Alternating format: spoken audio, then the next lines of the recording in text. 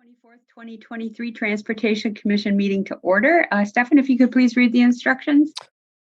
Welcome to our virtual meeting. If you lose connection at any point during the meeting, you can reconnect by clicking the link or calling the number in your original email. Members of the commission, if you're able, please activate your video and keep it on for the duration of the meeting. Staff, if you're able, please activate your video when you're speaking. In this meeting, panelists have the ability to mute and unmute themselves. Panelists also have the ability to rename themselves. Please use the raise hand feature when you'd like to be recognized to speak, ask questions, or request a roll call vote. Staff, please use the raise hand feature when you're asked a question. Lowering your hand will take you out of the queue. Members of the public who have registered to speak, the name you entered in Zoom must match the name you entered in registration. You will remain muted until called upon. Staff will tell you when your time is up. After speaking, a member of the body may ask you a question. If you need to share documentation with the commission, please send it to the email listed on today's agenda. Chair Kovich, floor is yours. Thanks, Stefan. Aiden, if you could call a roll, please. All right. Chris McCahill. Here. Ann Kovich. Here. Denise Jeffs. I'm here. Bill Bremer. Here. Robbie Weber. Here. Patricia Bennett. Here. Bridget Brown. I don't see her yet. Yeah, I don't see her. Harold Kleems. Here. And Darren Wozniewski. I don't think I see him either. Do you, Aiden? No, not at this time. Okay. All right. Well, Harold, you can for sure vote today, but we do have a quorum, so we're good to go. Okay. Did everybody have an opportunity to look at the minutes from last night? Harold? Move approval of the minutes. There's a motion. Is there a second? Robbie, that's a second? Yep. Any discussion? Okay, seeing none, we'll assume a unanimous vote unless anybody wishes to vote no or abstain. If so, please raise your hand. Okay, the motion is carried. Aiden, you had emailed me about registrations. It appears we don't have anybody registered for item 1 for public comment, not on items not on the agenda. Correct. Yep, we have none. Okay, how about disclosures or recusals this evening?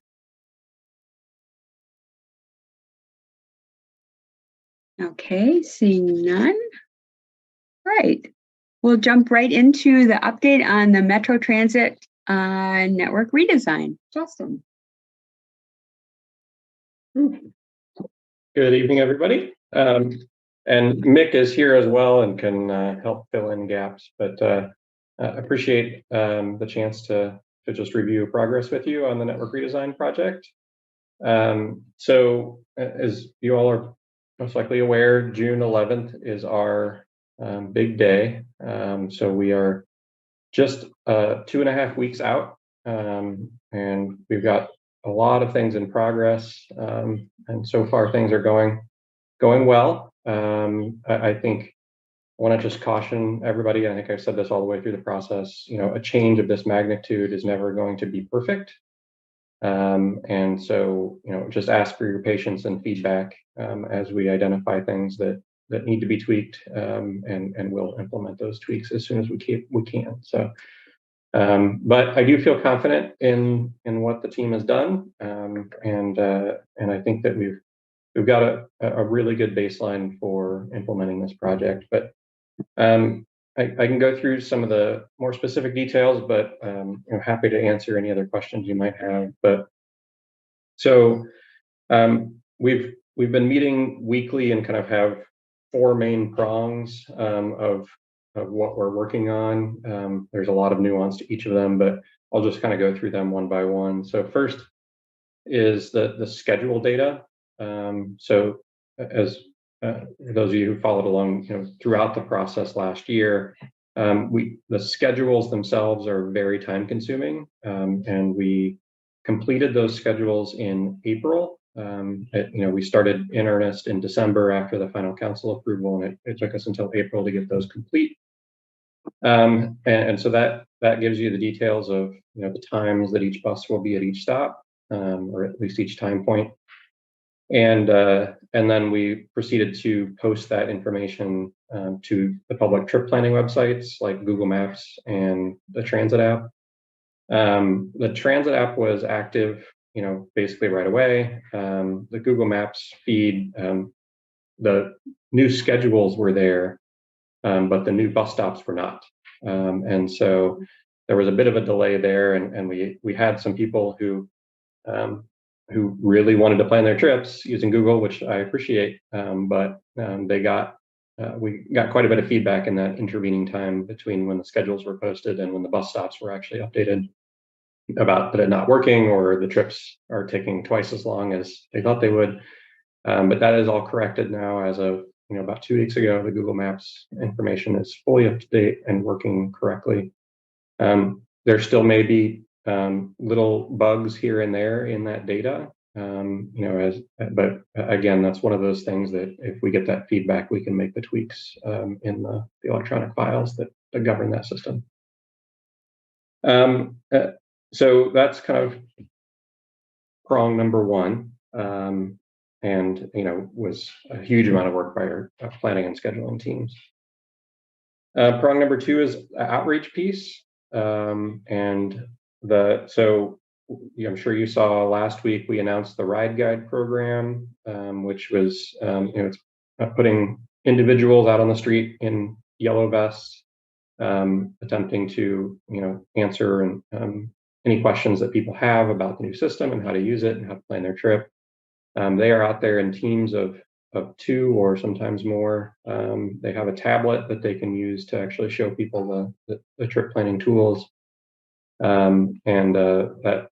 That is still ramping up, but overall going quite well. And Mick can answer any questions you got on that. We've also started in-depth advertising, so on social media, on traditional print, on traditional TV, Roku, and other streaming services. Actually, I don't think traditional TV. So sorry about that. And so that is all moving forward, and we are, those ads, you should start to see them soon if you haven't already, about just directing those who may not have been following along to pay attention and to go look for these resources and understand how to plan. And then we've been fortunate to get support from the council to add outreach staff, and they've been doing just fantastic work in getting out into the community and talking, basically accepting invitations to go talk to various neighborhood groups and kind of groups for various constituencies. Shanae in particular, I don't know if you all have had a chance to meet her yet, but she's been fantastic. And so I've got a whole list of various groups that she has met with that is probably 40 long, so I won't actually read them one by one for you all, but if there are any that you have particular questions with, I can consult that list and tell you if we've actually met with them. The third thrust is in our driver training. So obviously our drivers need to know how to run these new routes. And so we've been working very hard to get all of our drivers trained up. So normally they normally spend about a week or 2 in their regular training class and learning all the routes. And so this is basically doing that all over again. We were able, because they do understand the city a bit more now as active drivers, we were able to condense that. But we've moved through, we've got about 90% of our drivers done so far. So we're confident that we can pick up the rest of them between, over the next few weeks. So far, the feedback has been positive. I think as with the public, our drivers also, have concerns when things are changing this dramatically. And I think there were a lot of there's a lot of anxiety around, what does this new system mean for us as drivers? And the vast majority of drivers that have gone through that training have come out of it with a better opinion of it than when they went in. And so we're able to provide, better layover facilities or more layover time so that they can use bathrooms, and just eliminating those transfer points and the really tight time transfers really just gives a lot more relieves a lot of stress for drivers and not having to hit a certain point at a certain time. And if they're a minute or two late, or passengers are just a minute or two late, and it's not missing a time transfer that might strand them for 30 minutes. And then the fourth is some of our capital projects. And so there's a handful of things that we have to do that are in progress in terms of adding a couple of bus stops and adding layover spots for the end of lines, adding for example a traffic signal queue jump at Milwaukee and Stoughton Road, so that the bus can make a right and then an immediate left. And so there's a handful of things that we're working through on that. Those are getting done. They're just as we speak, they're just one a day. It seems like things getting checked off that list. There may be still some things or there will be some items that will not be done by June 11th, but we expect some of these projects to continue through the year. So there may be a few places where we've got a detour, for a short period of time until that layover point or that queue jump or whatever is complete. We think that most of the major ones that might require detours will be done by June 11th, but it may be cutting it fairly close. So that is just a general overview of where we are and where we've been. Like I said, these projects are enormous. There's a lot of different parallel paths that all have to converge on each other at the exact same time, which is always challenging. And then anytime we're doing it, this is literally a flip the switch overnight thing. There's just a lot of coordination that's required to get that done. I'm really happy with our team. I think they've done a fantastic job, and I'm confident that the project will be successful. Again, it won't be perfect, but I am confident it will be successful. So happy to answer any questions you might have. Hey, comments or questions? Bill, go ahead. Thanks, Ann.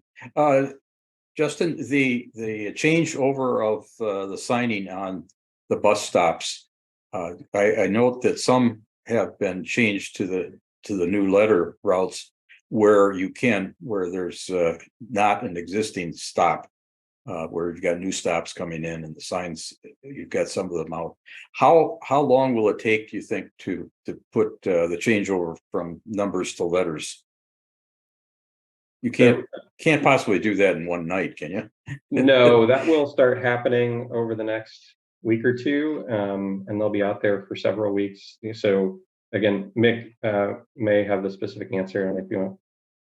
Yeah, they're still fabricating all those signs. It's about 1,000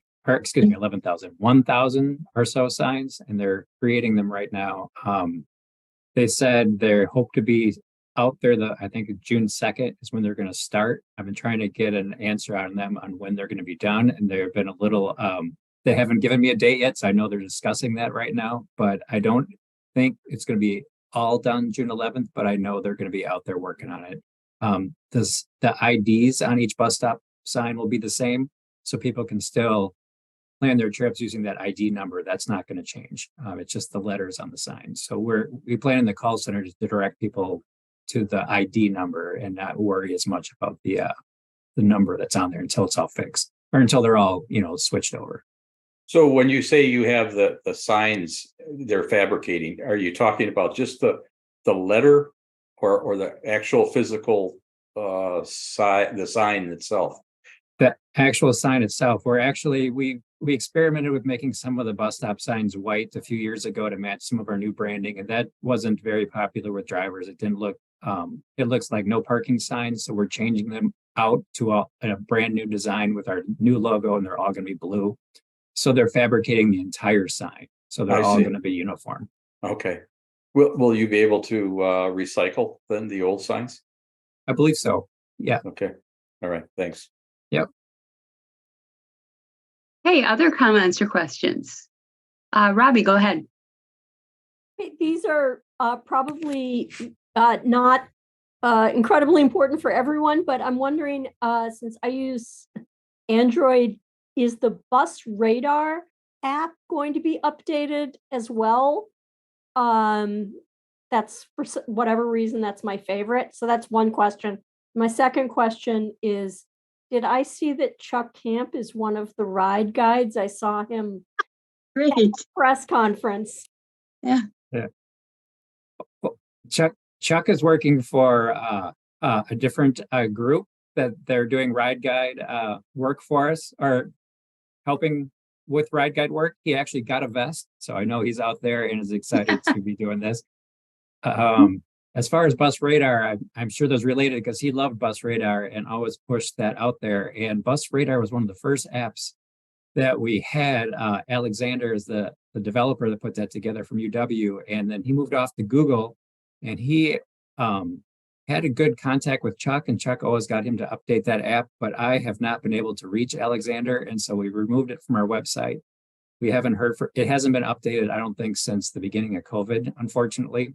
So it wasn't very, as you know, probably, Robbie, that it's not up to date. And so we took it off our site. I've been trying to get it off the App Store, but I haven't figured out how to do that yet. But I don't think so. The email to Alexander is bouncing back.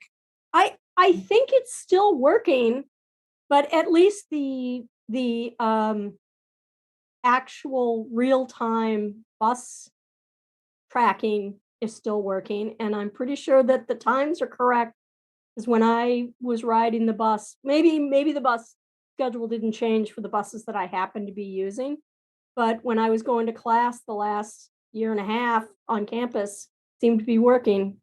Yeah, I think that some of it is maybe your route didn't change. We haven't done a lot of major changes since COVID, so I think that might be what it is. We've had some other people that say that it's not tracking right. And I think it'll all be, when we get to June 12th, it's all going to be still numbers rather than the letters. I'll check it out, but it keeps saying it hasn't been updated since 2019. Okay, well, I'm sad because it just know. worked really well for me. So Yeah, I'll keep trying to get a hold of Alexander. Okay, thanks, Robbie. Denise, go ahead.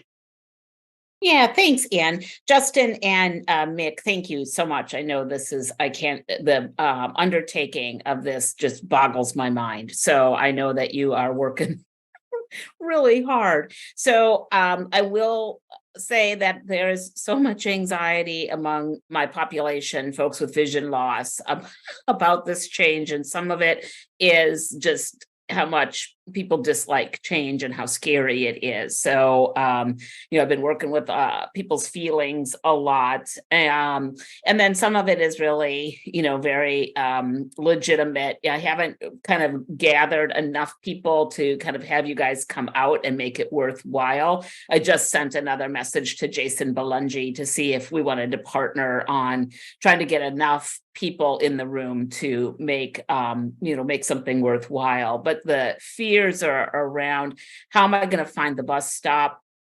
That's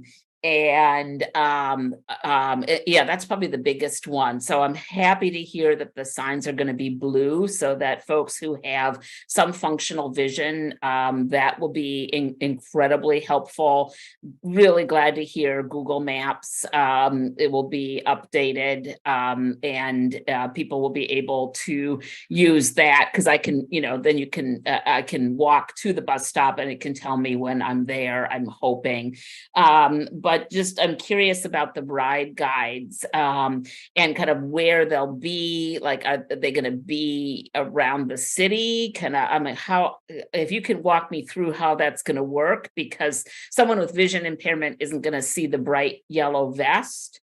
But if they can see us, someone with the cane, are they prepared to kind of step forward and just say, hey, you headed for the bus stop, that kind of thing, to offer assistance? Because I probably hear both from my staff and our constituency nearly every day just so much anxiety, and I've been really encouraging people to call you all. I think information is power, and to call and to get on the website, and to also know that it's going to be bumpy at first, and that everybody will learn it. So, really trying to kind of work with all those feelings, but oh my goodness, the anxiety is just really off the charts.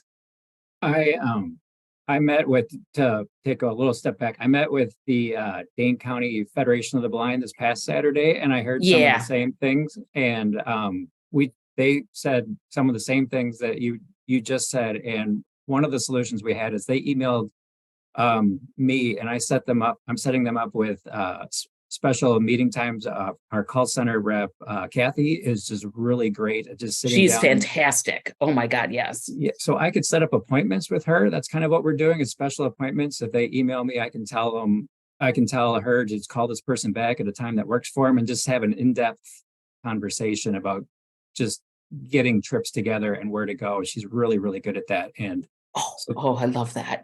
Yeah, so we'd be glad to do that. And then I was just on the square today, and the ride guys, they were walking up to people and talking to them. So we can chat with them and let them know to just keep doing what they're doing. But they seemed to be approaching people, not just waiting for people to approach them. So I'll keep encouraging fantastic. That. Yeah, that would be great, especially somebody with a cane and somebody, with the dog, those kinds of cues. But, so many people with vision loss, don't want to carry a cane because they just don't want to be targeted, or, there's a lot of cane fear. So, the ride guides might not know, but, I think they're probably pretty good at looking for people who seem confused and overwhelmed. So, I'm glad. The NFB Dane County chapter is very small, so I'm really glad that you met with them, and to have this info is great because they don't necessarily communicate with us. So I will let folks know who are having a lot of anxiety to do that reach out and set up. So if you want to get me that info, that'd be fantastic. Yeah. And I will tell you, Kathy is amazing. I called one night after I had a really bad issue trying to cross at Park Street and trying to find a bus stop.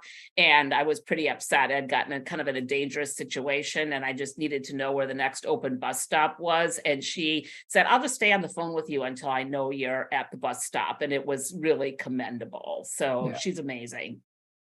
All right. This is the best group I've ever worked with, but Kathy has just been there for a long time and just is really great at this stuff. That's why I always recommend her. So I'll just email you after the meeting, and I'll just tell you, you just email me and I'll set up time with Kathy.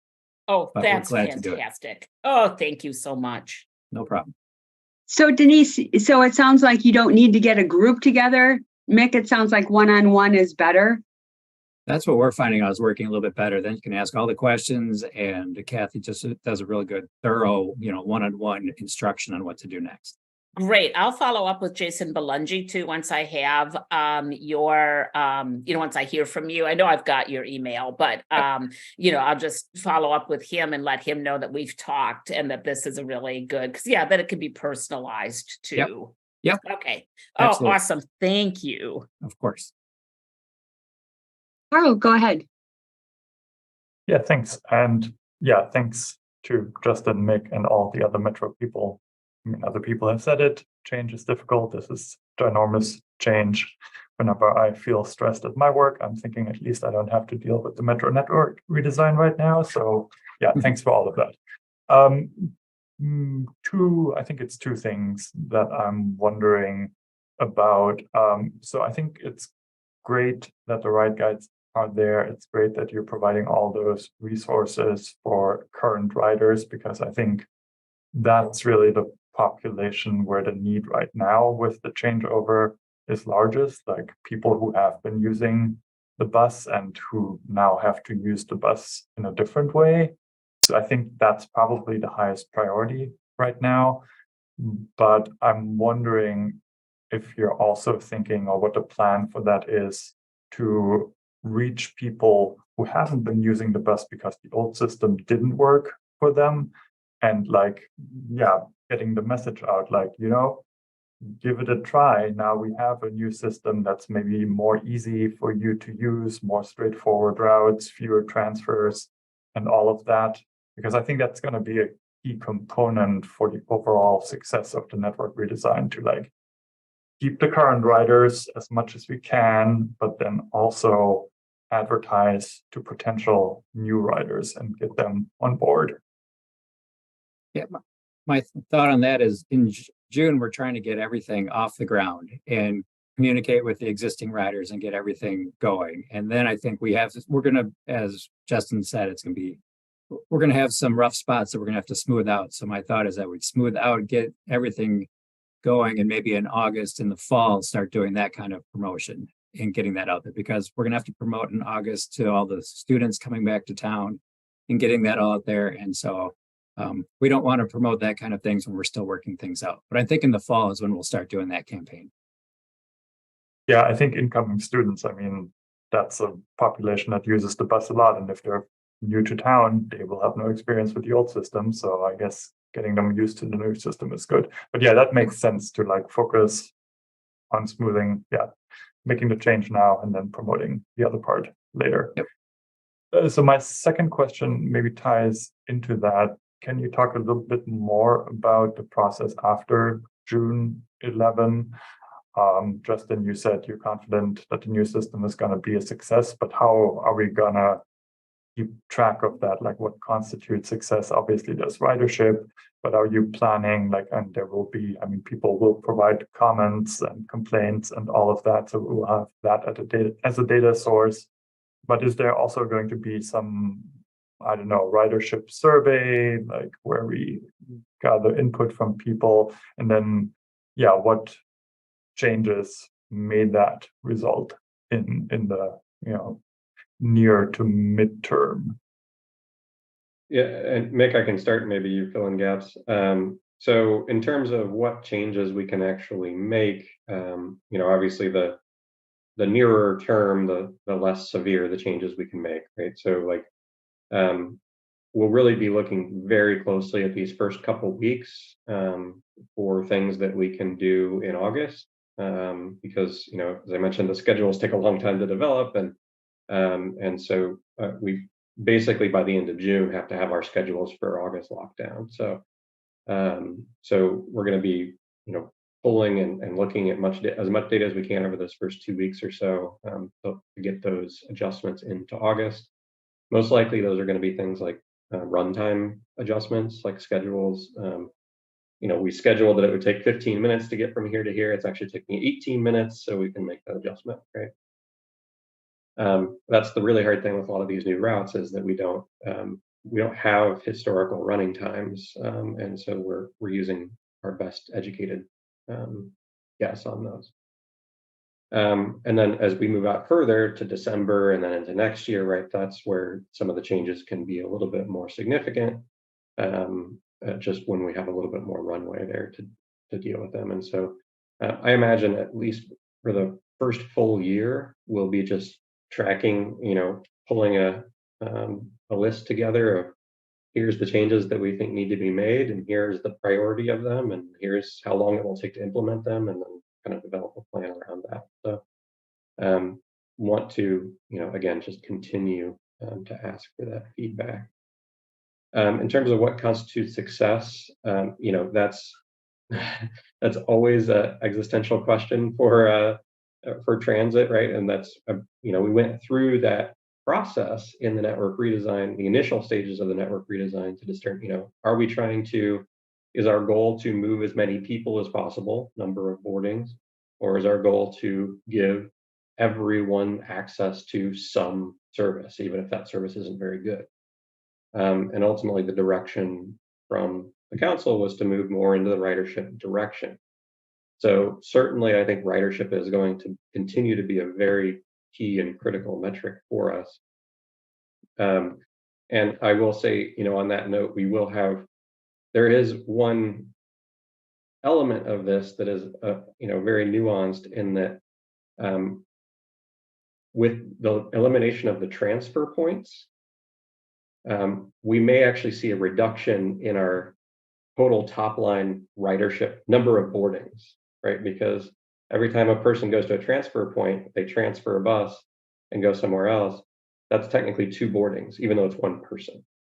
And so we expect to see a lot fewer transfers in the new system. And so we may see a situation where the total number of boardings actually goes down, even if we're serving more people. And so but we'll need to pay careful attention to that to make sure that we're not just looking at these are the number of boardings, but actually, how many people are we serving? And we can get a proxy for that by fares, right? Because when you make a transfer, you don't pay 2 fares, you just pay once. And so I expect to see ridership to go down slightly, but fare revenue to go up slightly. And that's not because people are paying more, it's because people aren't being duplicated in that number of boardings count. So, but I think, and other than ridership, I think it's what do people think of the system, right? And to your point, we are planning a rider survey. I believe, Nick, I can't remember if it's later this year or next year. It's a little bit more, procedural, like, what's your origin, what's your destination, how is this trip, serving you, and less kind of qualitative, in terms of what do you think of the system. But I imagine we'll get quite a bit of that feedback as well. Mick, do you have anything you want to add there? No, just that we're getting a lot of information from drivers right now. We have drivers acting as ride guides, and we're getting a lot of people that are calling and emailing and texting. So we are getting all that information and taking it all in. And we have a new kind of a feedback process where you have one person that's overseeing all the feedback and making sure that we're seeing the themes and that kind of thing. So I think just working on with our feedback program and monitoring all those comments, and then just we're getting a lot of great information from drivers right now as they're out there talking to people. So I think we just have to collect, in addition to surveys, we just have to get all that information and see how it's going. And we're talking to riders directly. They're reaching out and we're having lots of conversations. Our outreach person, Shanae, is bringing back lots of information. She goes out and talks with a lot of people and is just a wealth of information. So we will talk with her in depth about what she's hearing out there too. Thanks. Yeah, that all sounds great. I'm glad you're doing the survey because the feedback, like gathering all the feedback that comes to you is good, but I think often that's the negative feedback that you get. Whereas if you do a more systematic approach of sampling random riders and gather the origin destination information, but maybe also an overall, how satisfied are you with current metro service or something, I think that's good to get a more complete picture. One more follow-up quickly. So I know the technology upgrades, what's the status of that? Because you mentioned, Justin, you don't know how long the new routes are going to take. And I know part of the whole issue with the transfers, and I know between the new fare system, but then also the new vehicle technology that gives you better tracking data and all of that, I feel like that could be really useful in providing another source of feedback on adjustments that you need to make. So I was wondering where that is at the moment. Yeah, and it's all moving ahead. It's we expect to do some kind of pilot implementations of a few buses this fall, and then it'll probably be first of 2024 before we see a kind of fleet-wide implementation. So it certainly will be helpful information for us, but we've got a little while to wait until we get that. And as you, I think, Harold, you already know, but our passenger counters right now, the kind of the electronic device that counts when people get on the bus and off the bus, are spotty at best. And so we have to go through a lot of data cleanup to get anything valid out of it. And so, unfortunately, we'll be stuck with those for the next, 6 months at least. But once those new ones are in place, that will be a wealth of information, because we'll have a lot more information, not just about where people are getting on the bus, but also where they're getting off the bus, which is often just a piece of information we don't know. Okay, thanks. That's all I had. Thanks, Harold. Bill, go ahead. Thanks, Ann. I just had a couple of follow-up comments that I wanted to make and questions. But the first was a comment and how I use the system has changed because of COVID. I didn't used to have to drive my car at all to use the system. Since COVID, and I've had to use my car because it just too far to walk to get to from a time standpoint. But now I drive to the West Transfer Point, okay, and to catch the bus and just one ride and gets me to my destination. But looking at and I've gone in and used the Google Maps now and the new system, that on paper I will be able to leave my car at home completely and walk to 5-minute or less walk to the bus stop, and but I'll have a transfer on street parking, going from the H to the D. And so on paper, it looks like inbound, I'll be able to do it with about a 5-minute wait or 7-minute wait.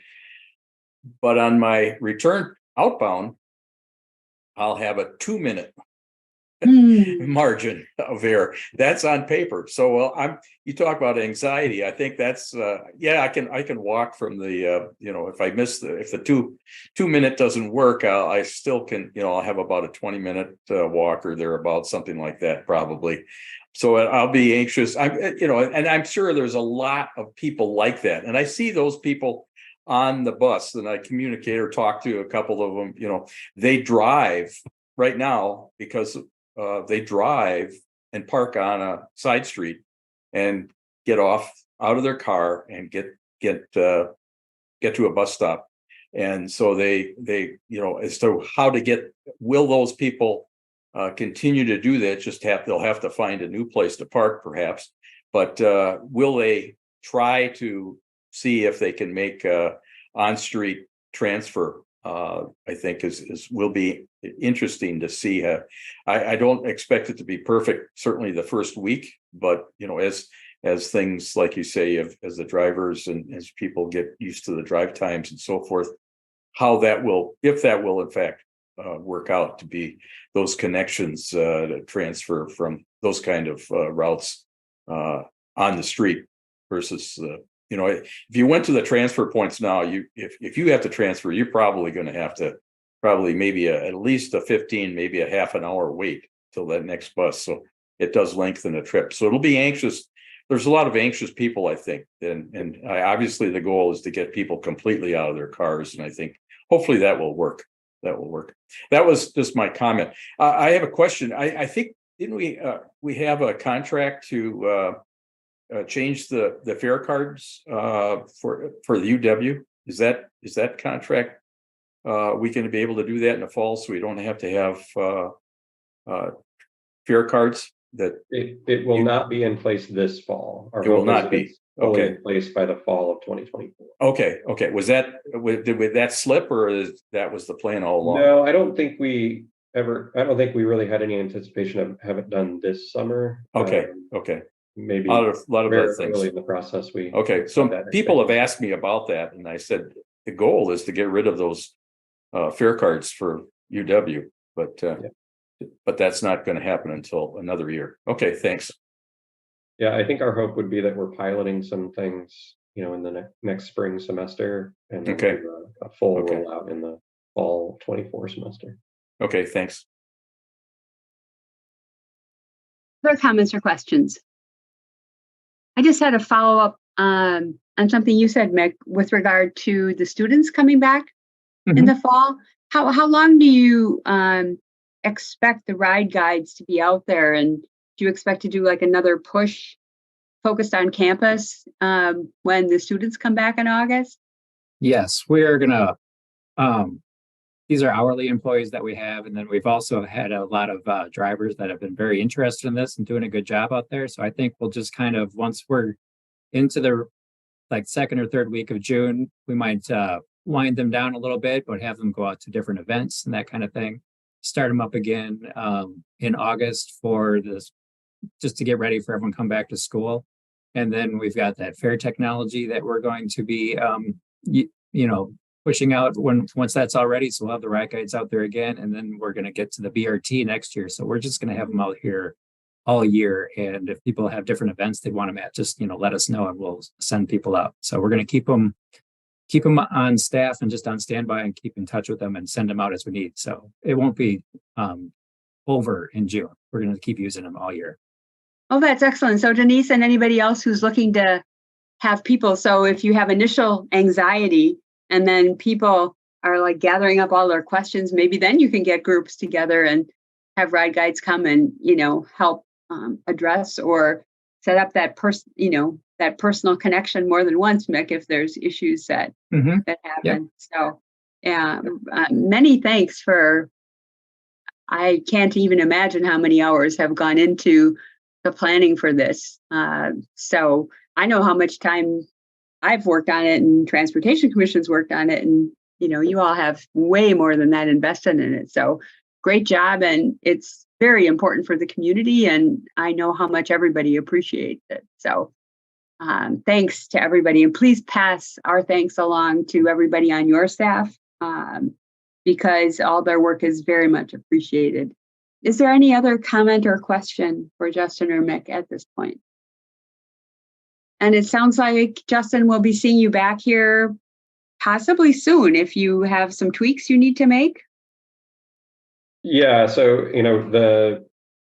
if there are things in the schedule that we need to tweak, that's not something that would typically go to Transportation Commission. But if there are, routing changes or if we need to go, a different way around the block or, whatever we need to do there, then certainly that would come back to you. So I don't anticipate, like I said, for August, really all we'll be able to do is schedule tweaks. So, but we will be back for a package of changes for December that will probably be a little bit more significant, maybe sometime around the August, September timeframe. Okay, so that'd be the recreated Transportation Commission that you'll be coming back to. So, all right, other comments or questions? Okay, well, thanks very much. That was very helpful information for everybody. Thank you all. Yep, thank you. Thanks. Okay, next we have item 3, which relates to taxi cab operators licenses. And as Aidan said, we don't have anybody registered to speak, but we do have 2 people who are here and available to answer questions. William Carter and Jennifer Hardesty. So Keith, are you going to go ahead and do a little bit of a presentation? Sure. So I'm Keith Pollock. I work for the Division of Traffic Engineering.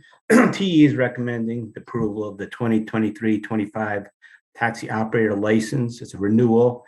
They're all going to expire in the end of June. There's 2 traditional taxi cab companies requesting a 2-year license. Affiliated Carriage Systems, you know them better as Madison Taxi and Union Cab, and 2 specialized transportation services.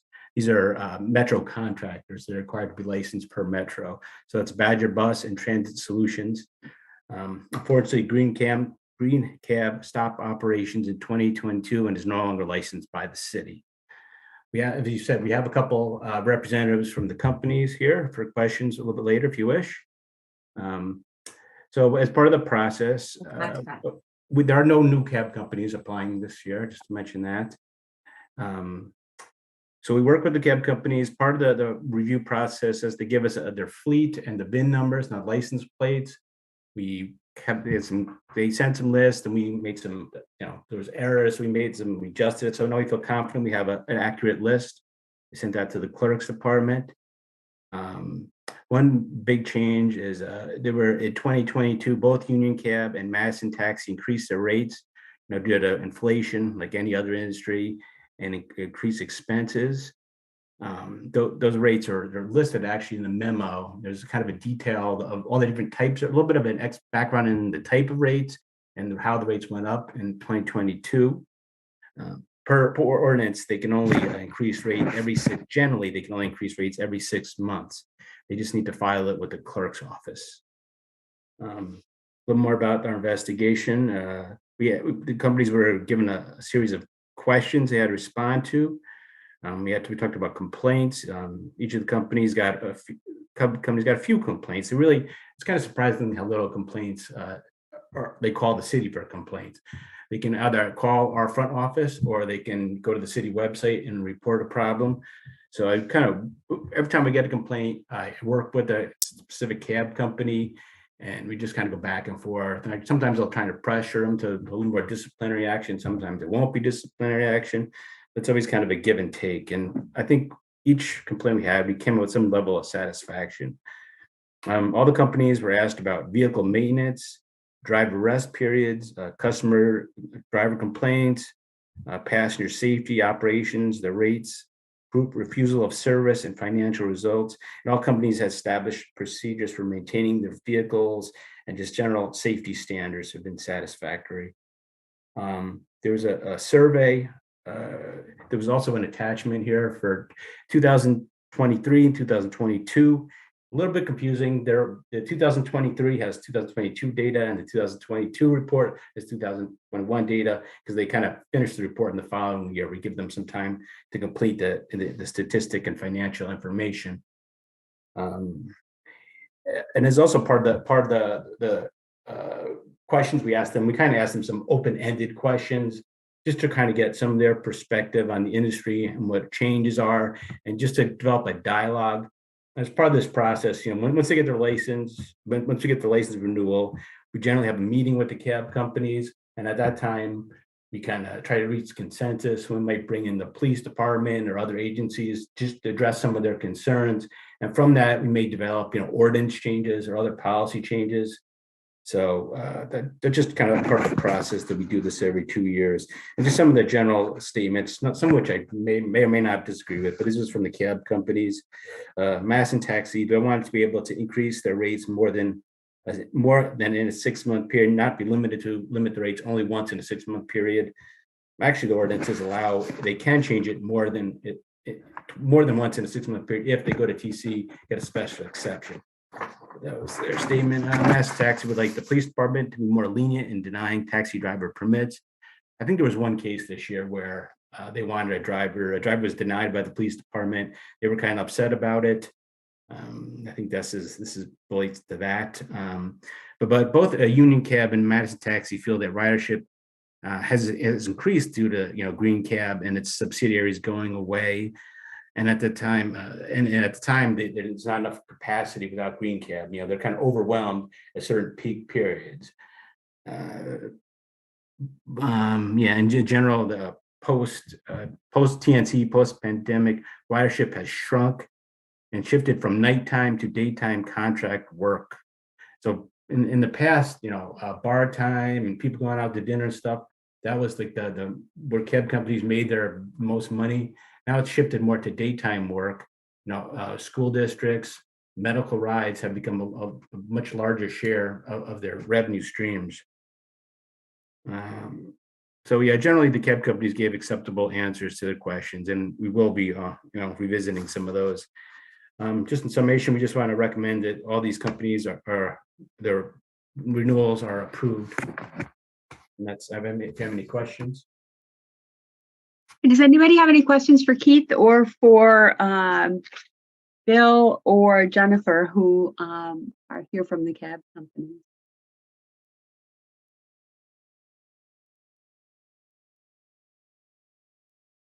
Keith, do you think that there are any changes to the ordinance that should be brought forward, or is that something you're still going to look into? I think I'm going to sit down with the cab companies and we'll look into it, and might bring the city attorney in or the police in and just have a conversation. We're not quite there yet. Okay. All right. And just, of course, if a permit is denied, we have the appeal committee option. We had one this year, I think. Yeah. So that is an opportunity, just for some consideration. in those cases. Any other comments or questions for Keith? Okay, we need a motion to move this forward. Harold? I move approval. Robbie? Second, Okay, there's a motion and a second. Any discussion? Bill? No, I lowered my hand. Oh, okay, it's back up again. Okay, there we go. Thanks. All right, seeing no hands, we're going to assume a unanimous consent vote unless anybody wishes to vote no or abstain. If so, please raise your hand. Okay, the motion's carried. Next, we have adopting the Reiner Neighborhood Development Plan. And I believe we have more than one person here from planning. So who's going to take point on this? It would be me. Okay, welcome. If you'd like to maybe introduce yourself and then go ahead. And I don't believe we have anybody registered to speak. We did get some email communication, but correct, Aiden, we don't have anybody registered to speak? Yep, correct. Okay, all right. So why don't you go ahead then? Maybe introduce yourself and then give us a summary. Yeah, thank you. Good evening, everyone. My name is Urvashi Martin. I work in the planning division, and I'm here to present the Reiner Neighborhood Development Plan, a planning process that staff has been working on for some time. I'll go ahead and share my screen. Okay, a little bit of background about the planning area. It's located on the northeast side of the city, so just east of Highway 151. For the planning boundaries, the planning area is bounded by Felon Road and the railroad tracks on the west and north of the planning area. The town line between Town of Burke and Town of Sun Prairie forms the eastern edge, and Thorson Road forms the southern boundaries. All of the lands within the planning area are currently within the Town of Burke, with the exception of the slider shade parcels to the south, which is within the city of Madison. The Town of Burke is expected to attach to the city of Madison by 2036, according to a cooperative plan that exists between the city of Madison and the Town of Burke. Area-wise, the planning area is approximately 1,480 acres. This area is mostly undeveloped. Some of the developments that currently exist include some town subdivisions. There are also some homes along existing roads. There's also some commercial and industrial uses. And the planning area falls entirely within the Sun Prairie Area School District. So what this draft plan addresses, this is a future growth area of the city, and this plan provides guidance on how future growth and development can occur in this area. So the draft plan has recommendations for future land uses and the types of housing that can occur in this area. For transportation, the plan provides recommendation for a street layout that can improve connectivity, also recommends ped bike facilities and extension of future transit to serve this area. The plan also provides recommendations for future park spaces that would be needed to serve future residents. The plan also sets aside areas that would be needed to meet stormwater management requirements. Also, public utilities. The plan provides recommendations on how public utilities like water and sewer can be extended to serve this area. And also sustainability. The plan outlines several strategies and recommendations to advance sustainability. So jumping on to the recommendations in the plan, these are draft land use recommendations. For housing, we are recommending a mix of housing types that ranges from housing mix 1 through 4. Housing mix 1, which is the lowest density housing shown in the lighter yellow shades on the map.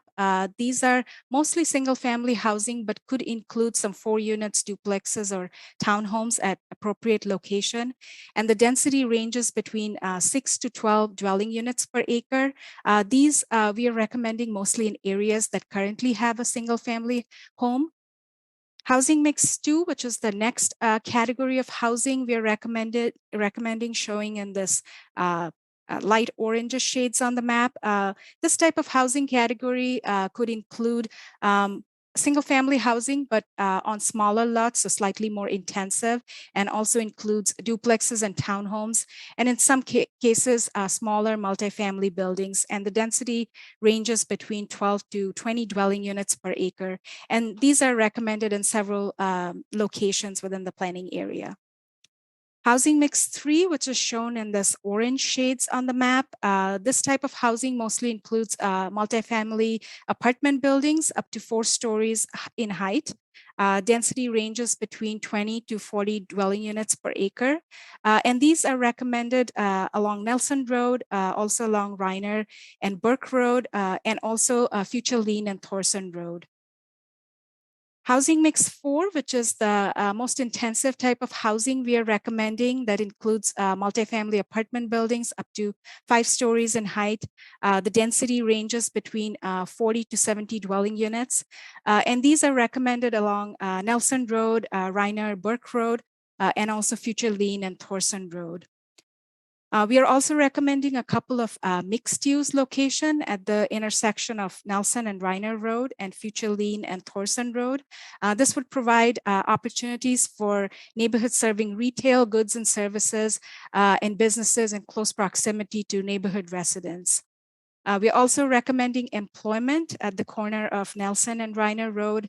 There's also some light industrial use recommended along Malley Road that has some existing light industrial uses there. Park locations, these are recommended and distributed throughout the planning area and generally reflects projected population when this neighborhood fully develops. There's also this larger open space area to the north of Nelson Road, which is shown in this lime green outline on the map. This area is recommended as a regional, natural, and recreation area. This has several unique and natural features that we are recommending being preserved and considered for potential recreational activities.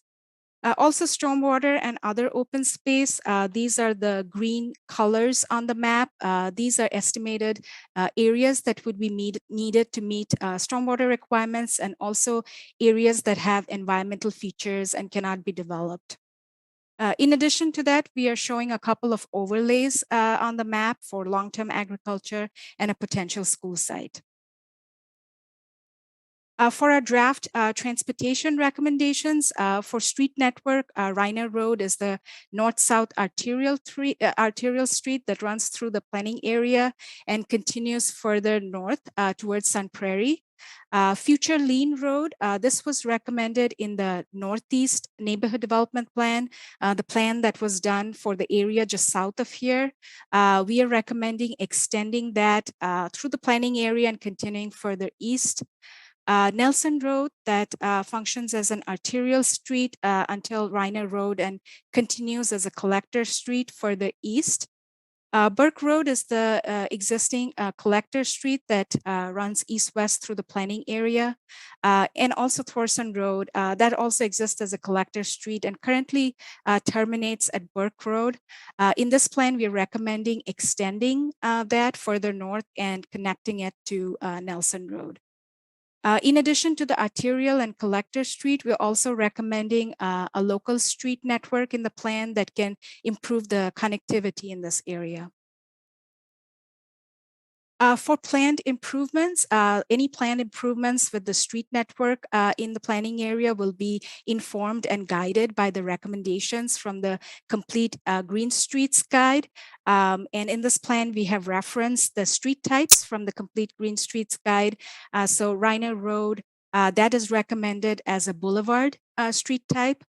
Future Lean Road, that is recommended as a mixed-use connector. Nelson Road, west of Reiner Road, the segment here, that is recommended as a boulevard street type. And Nelson Road, east of Reiner Road, that is recommended as a community connector. Burke Road, that is also recommended as a community connector. And Thorson Road is also recommended as a community connector. Also, we are showing in the plan recommended right-of-way widths for these streets, and these were developed in discussion with transportation staff. And these are generally referencing the range between the minimum right-of-way width and the typical right-of-way width that is recommended in the Complete Green Streets Guide for these street types. We are also recommending consideration of on-street parking on certain segments of Reiner Road, Burke Road, and Future Lean Road, especially the segments that are adjacent to mixed use and high-density residential land uses. This is a feedback that staff had also asked the Transportation Policy and Planning Board at an informational presentation that staff had provided. And at that time, the board had indicated support for this on-street parking recommendation. For our pedestrian and bicycle facilities recommendations in the plan is proposing several off-street shared use paths throughout the planning area. There's an east-west greenway path that is proposed to run through some of the greenway areas within the planning area. There's a north pipeline path that is recommended to run adjacent to a natural gas pipeline that runs north-south through the planning area. Milwaukee Road path that is recommended to run adjacent to the railroad corridor. This shared use path was also recommended in the MPO's bicycle plan. The town center path, this was a shared use path that was recommended in the Northeast Neighborhood Development Plan, the plan that was done just south of this area. We are recommending extending this shared use path through the planning area and connecting it to the East-West Greenway path. The East-West path, which kind of forms the southern edge of the planning area, this was also a recommendation in the Northeast Neighborhood Development Plan, and this plan will carries forward that recommendation from that plan. In addition to that, we are also recommending a couple of railroad crossings, which are shown in these red outlines to connect the shared use path network to the neighborhoods to the west and north of the planning area.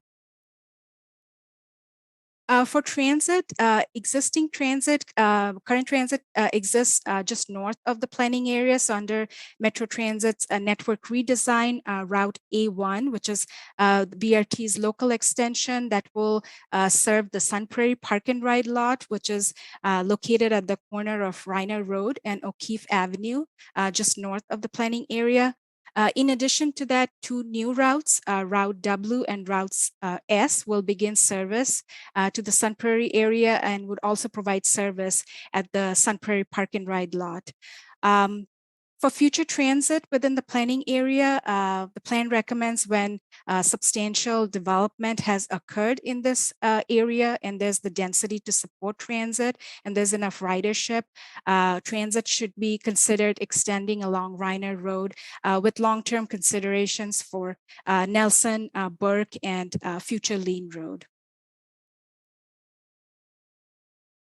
For the draft sustainability recommendations in the plan, just to highlight a few recommendations, we recommend improving the on-site stormwater management and infiltration through features like rain gardens, porous pavements, green roofs, also integrating renewable energy in building design through solar panels.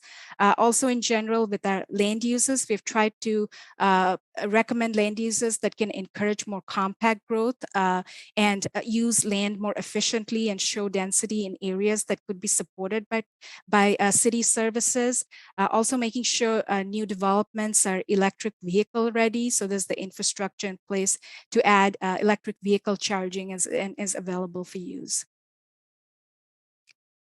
So for the project timeline, we are currently going through the board's commission committee review process with this draft plan. We were at the Board of Park Commission meeting last week. We are here before you tonight. We'll be going to the Plan Commission after this and to the Common Council for their consideration of adoption of this plan next month. So that concludes my presentation, and I'll turn it back to the chair and will be available for questions. Who has comments or questions? Robbie, go ahead.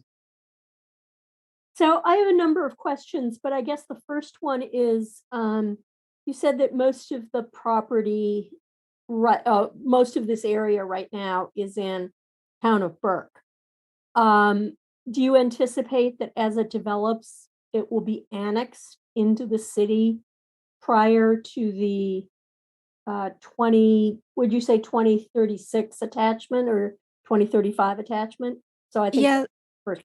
Yes, so the intergovernmental agreement that exists between the town and the city sets the final attachment date for 2036. If there are properties that are interested to attach to the city prior to that and would like to attach to city services, they can petition the city to do so, and the city would have to approve that. There are also some protected areas within the town that are protected and will remain in the town until the final attachment of 2036. But if there are areas that are outside those protected areas, they could petition to the city and attach prior to that final attachment date of 2036. Okay, so I guess my question, since this is the Transportation Commission, I'm looking at the transportation improvements, and I'm just wondering if developments do not petition to be part of the city, what's the chance that we're going to be able to follow this plan? So that's kind of my first question. And then the second one is, since the intersection of Reiner and Nelson is supposed to be like a, commercial hub, neighborhood commercial hub, community hub, I presume that there's going to be quite a bit of traffic, but also B, quite a bit of demand from the neighborhood to access it. And I think the current road infrastructure is extremely poor for pedestrian and bicycle connections.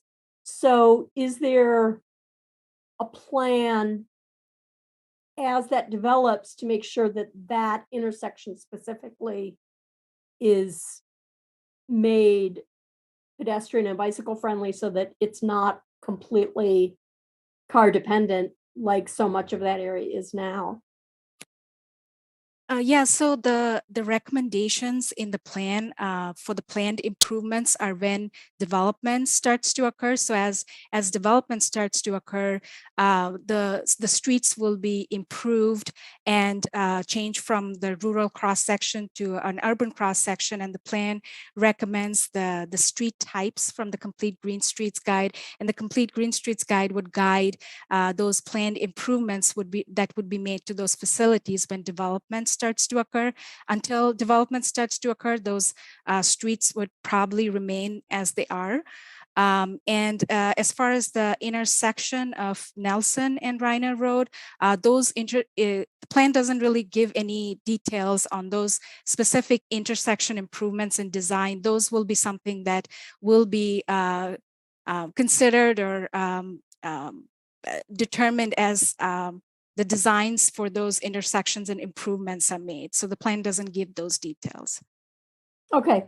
Well, I mean, I'm just going to throw it out there that that's going to be a really, really critical intersection.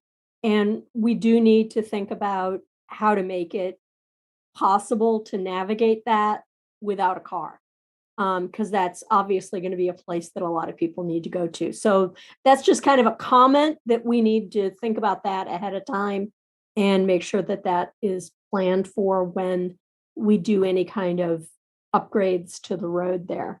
And then I just had one or two other small questions after, unless you wanted to comment on that.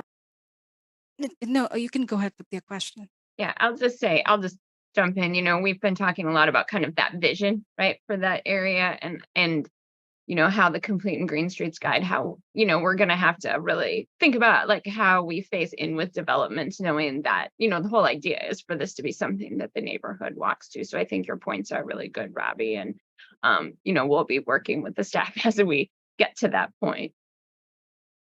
Okay, great. And I guess I know that sometimes it's been really hard to get additional railroad crossings. So I'm wondering if there have been any conversations with the Wisconsin Rail Commission to say, these are really needed crossings, because otherwise I think it's going to be really hard for people to get across the railroad except on those busy roads. So I'm just kind of curious if those conversations have already started. Yeah, we've heard from engineering staff how difficult it is to secure railroad crossings. And when we were proposing these 2 railroad crossings that we're proposing, that was a discussion that came up with our interagency staff team. But we also understand how important these crossings are, and we want to put these in the plan. Otherwise, unless it's put it in a plan, those recommendations will never get implemented, and those discussions can never start or initiate on those. So because of that reason, we're showing these crossings. But as far as any initial discussions, those haven't occurred or started yet. Okay, and I guess I'm just going to loop back to kind of my first question, which was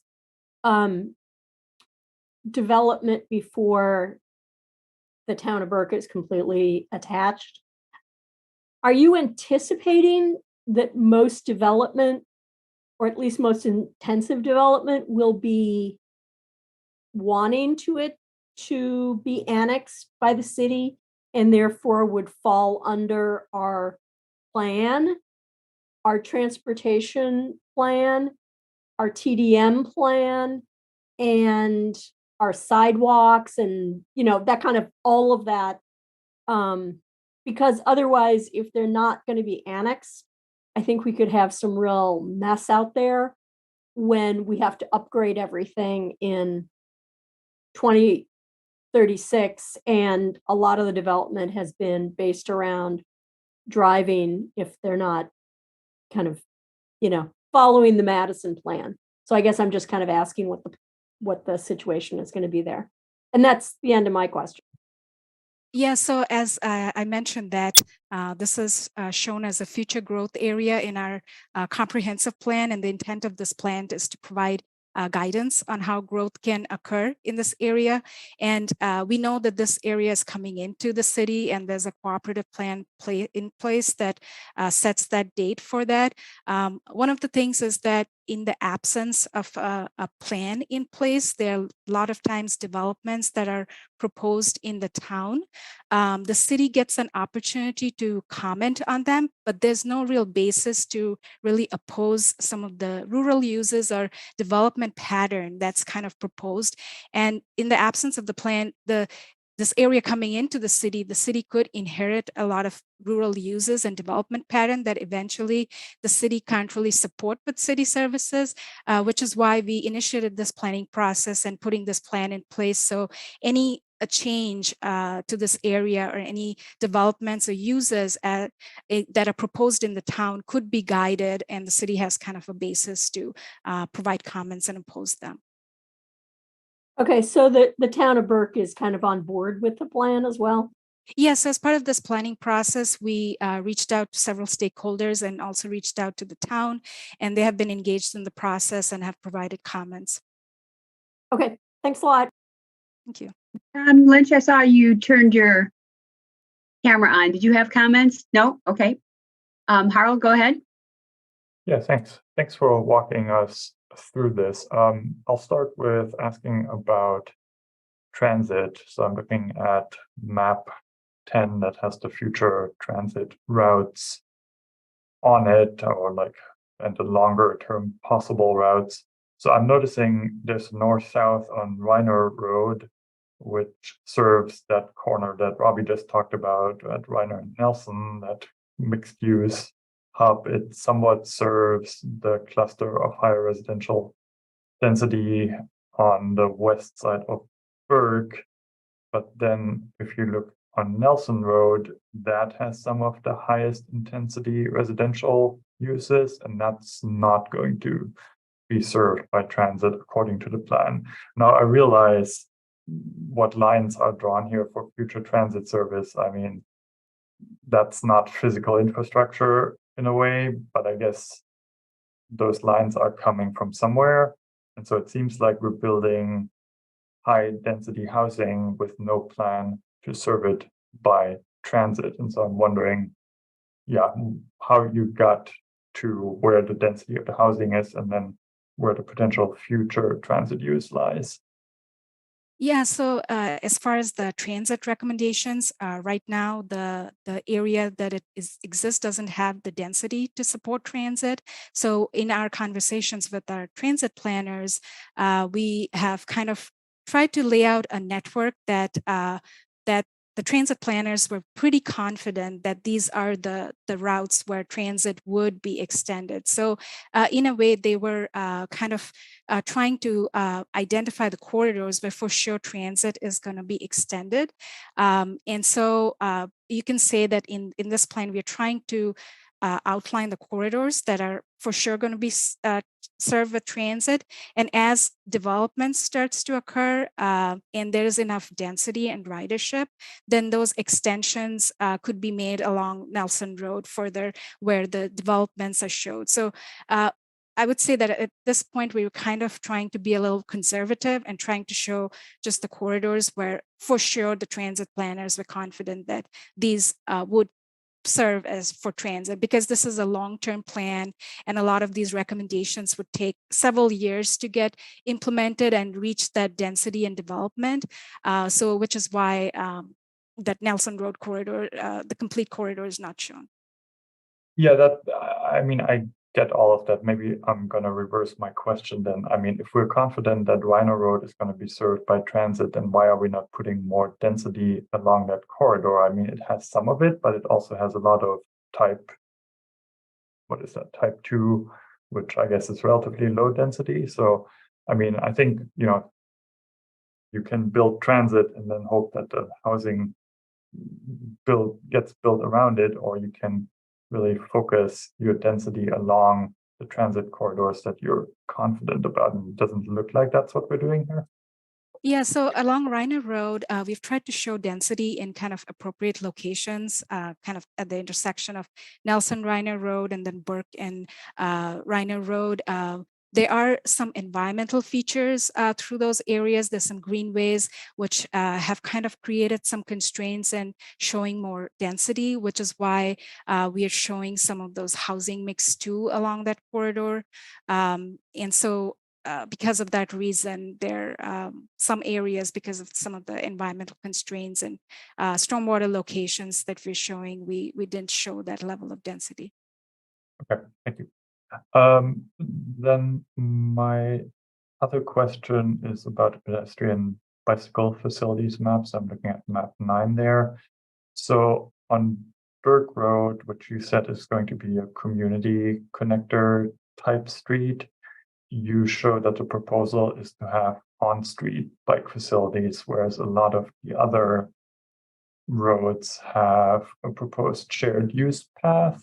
Can you walk us through the reasoning for that? I mean, it seems like this is one of the main east-west connectors, and I have the suspicion that the reasoning here is that, oh, there's the east-west greenway path, so people can just take the path. And I'm not going to theorize too much. I'll let you answer first.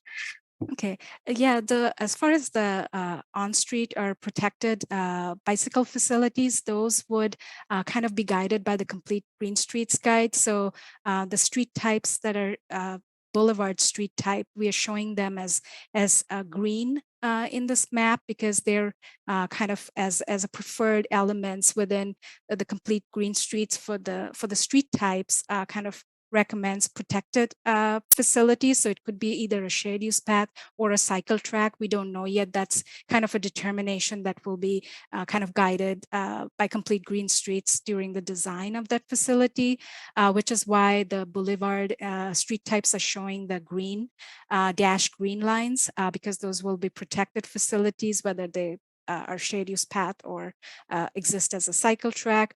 Burke Road, that's shown as a dashed blue line as an on-street facility. Also, it's guided by the design, and the exact cross-section details would be kind of guided by Complete Green Streets. Yeah, So it could end up being a shared or protected bike lane or shared use path.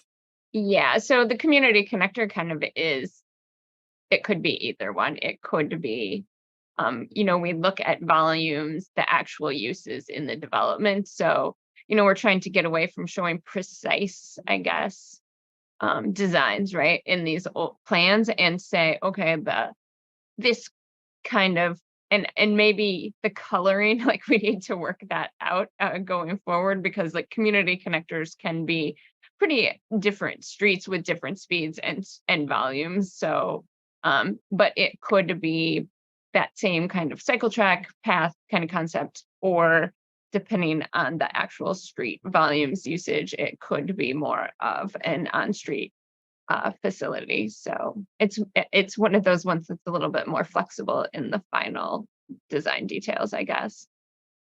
Yeah, I think that might be something more generally to think about how that, like, yeah, how we portray this in these plans. I mean, maybe it's better not to talk, as you said, about shared use path versus on-street, but like these are going to be the low stress bike connections, and then we do whatever the design process needs to be done to make them low stress, and that depends on volumes and cross section on all of those things. Maybe that's the better way to then not have like, yeah, blue lines, green lines, and things that may not actually happen. But yeah, I guess my point is this is an important east-west connection with a lot of residential density. So whatever we build needs to be low stress bike facilities and comfortable walking facilities as well.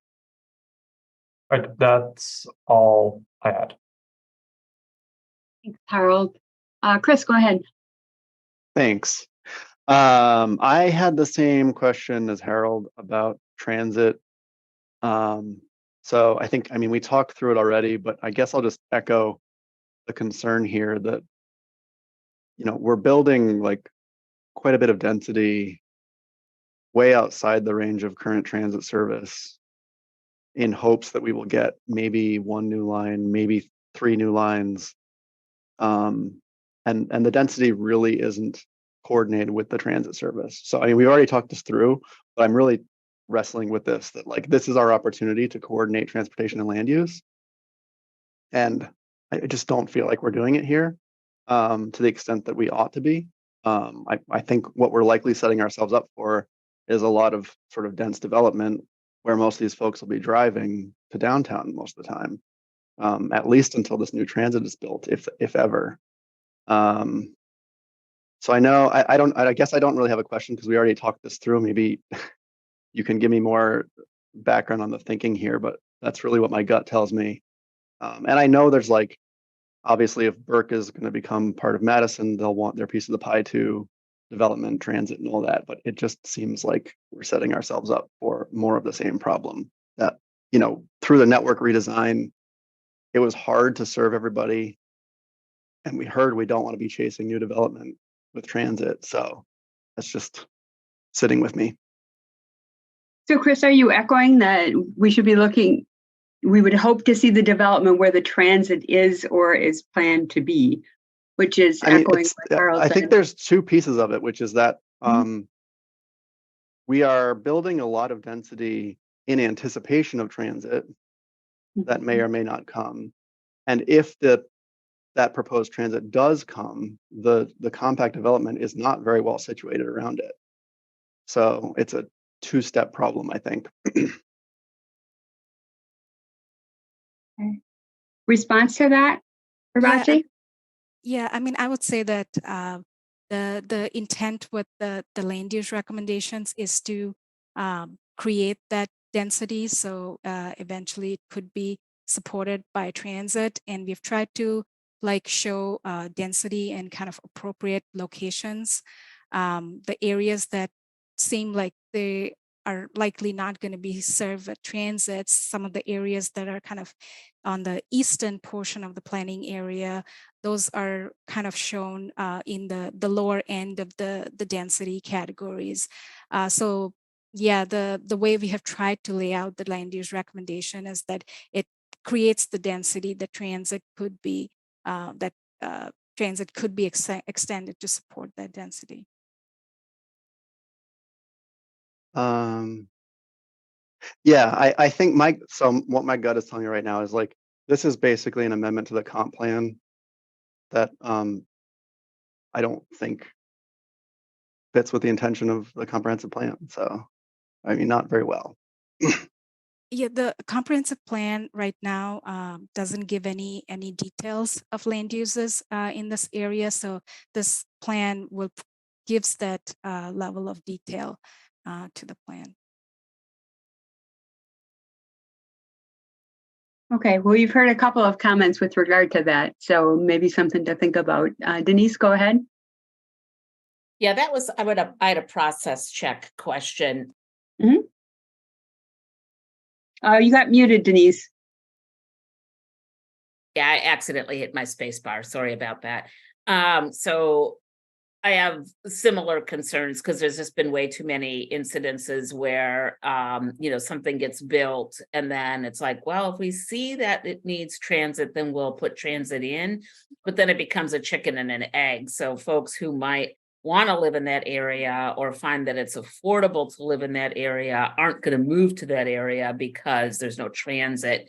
And then we reinforce people aren't asking for transit, and it just becomes it's a bad feedback loop. So I have those same concerns that Harold and Chris articulated. So I am curious about the process. So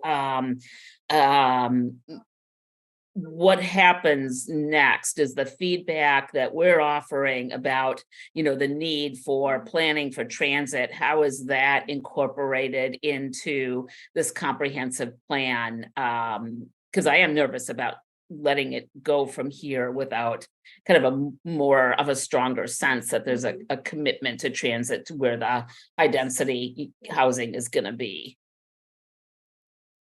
So yeah, go ahead. I was just going to say that with what the process would be that this plan, the committee can provide suggestions and changes that should be made to the draft plan, and then it will go through the adoption process for the plan to be adopted. The city is also putting in a planning framework of dividing the city into 12 discrete geographies, and the plans will be updated a lot more frequently, and also areas that currently don't have a planning service, and a plan in place will be planned through that process. So as we with that process, these plans will be updated a lot more frequently, and this could be like the starting point, and then routine updates as done to those area plans will address a lot of the issues. If the area is not developing at the same pace as which the plan had originally anticipated, those changes and edits would be kind of reviewed and made through that process. Thanks, I appreciate that. Go ahead, Denise. I didn't mean to sorry speak about over. that, Ann. Go ahead. Yeah, I didn't mean to speak over you. Go ahead and finish your thoughts. No, I'm good. I just am nervous. So thank you for responding to that, the geography and the dividing up and more increased review of the plans. That's helpful to understand. Well, my understanding of the process, and this is new because as Chris knows, these went to the Transportation Policy and Planning Board in the past, and this is coming to TC now because of the transition to the recreated Transportation Commission. My understanding is the Plan Commission is lead on this. So correct me if I'm wrong, but if TC has suggestions, you may want to consider making some sort of a motion that asks that this be considered, and then that's something that perhaps how much time did the Plan Commission spend talking about transit-oriented development, right? So perhaps if you have, and we've heard a lot of discussion and concern about it, so maybe you can think about how you might like to word a brief recommendation that we could include And then the Plan Commission could have that to think about. And Chris, aren't you up for a position on the Plan Commission? I think I saw that, did I not? Yep, yeah. So that's just so is that a fair way to bring that forward? Yes. Okay. So any thoughts about how we might want to say something?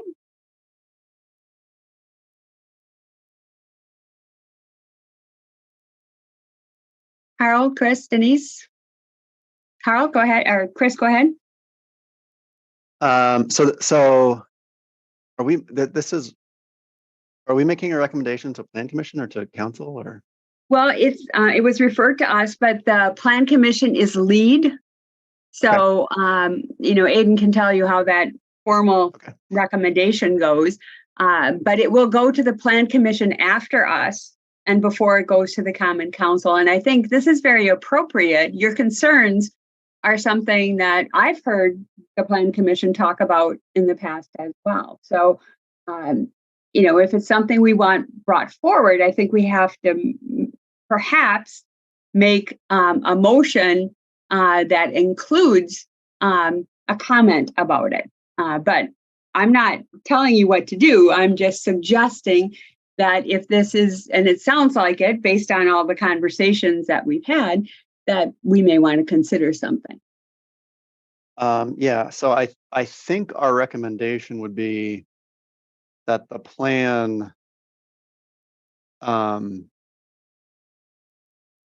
the proposed development in the plan is more closely coordinated with a potential future transit line.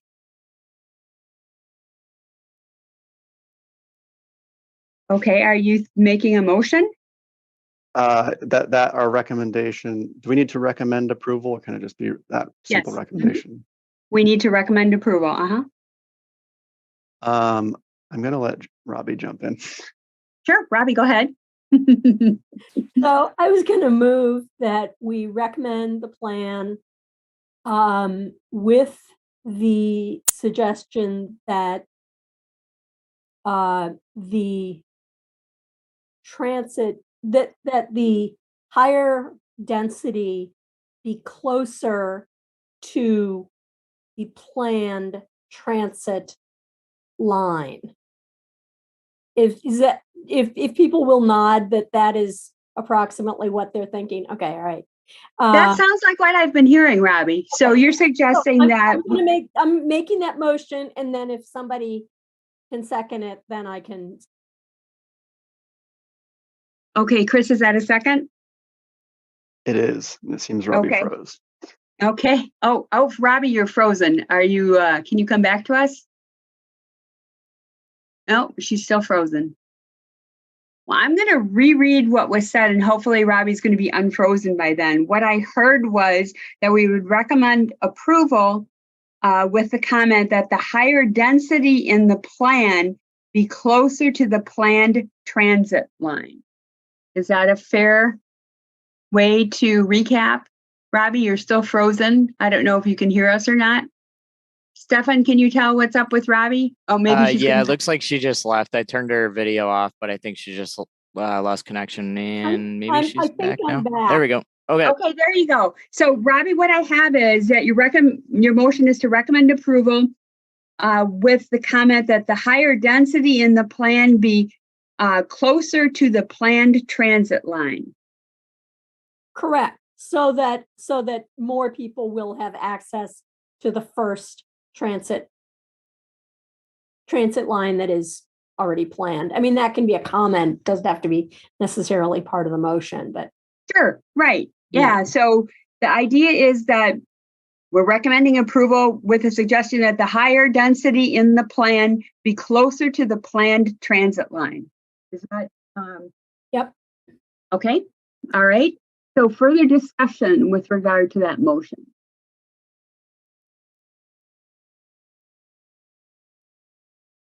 Okay, I'm going to assume a unanimous consent vote unless anybody wishes to vote no or abstain or wishes a roll call vote.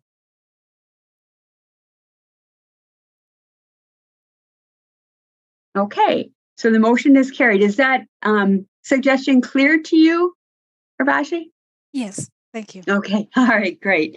And then perhaps the Plan Commission can hear what we're saying and continue that conversation or make that part of their conversation. Yeah, Okay, thank you. any other comments or does any of the planning staff have any comments that or additional feedback that you're looking for from the Transportation Commission?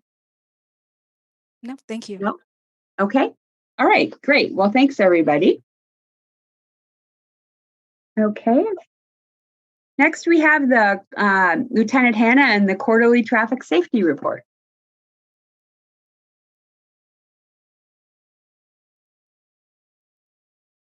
You're muted, Jen. Hi, everyone. There you go. Sorry about that. Am I able to share my screen? Yes, you should be able to. Yep. All right. Hopefully you've all had a chance to look at this. I apologize for the delay in getting this to you. I was in Europe for a few weeks and then I brought COVID back with me. So my apologies. Oh, we hope you're feeling better. So much better, much better. So I'll just go over this quickly. It's nothing too different from what you already know. Excuse me, Jen, could you make your presentation whole there or bigger? Oh, so you don't have the. I don't know how to do that. Somebody tell me. Yeah, Jen, I think if you share your other screen, so if you stop sharing. Oh, I see what, yep. We want just the one screen instead of the preview of the second screen. All right, hold on.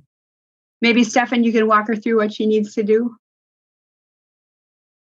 So if you hit share screen again, select the other screen that you originally selected. This one? We'll find out.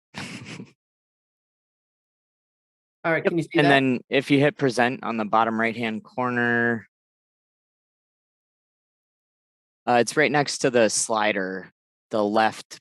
Yep, right there. Yep. All right, well, sorry about that, everyone. I don't even know if I don't think I still have it right, do I? No, it Not looks like quite. it's not. Well, it won't let me do anything, so I apologize for that.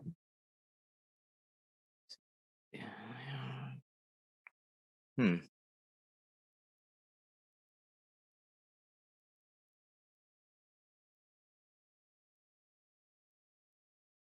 It's just easier for people to see when you have it full screen. I know. I think if you go up to view and go into full screen, that might work.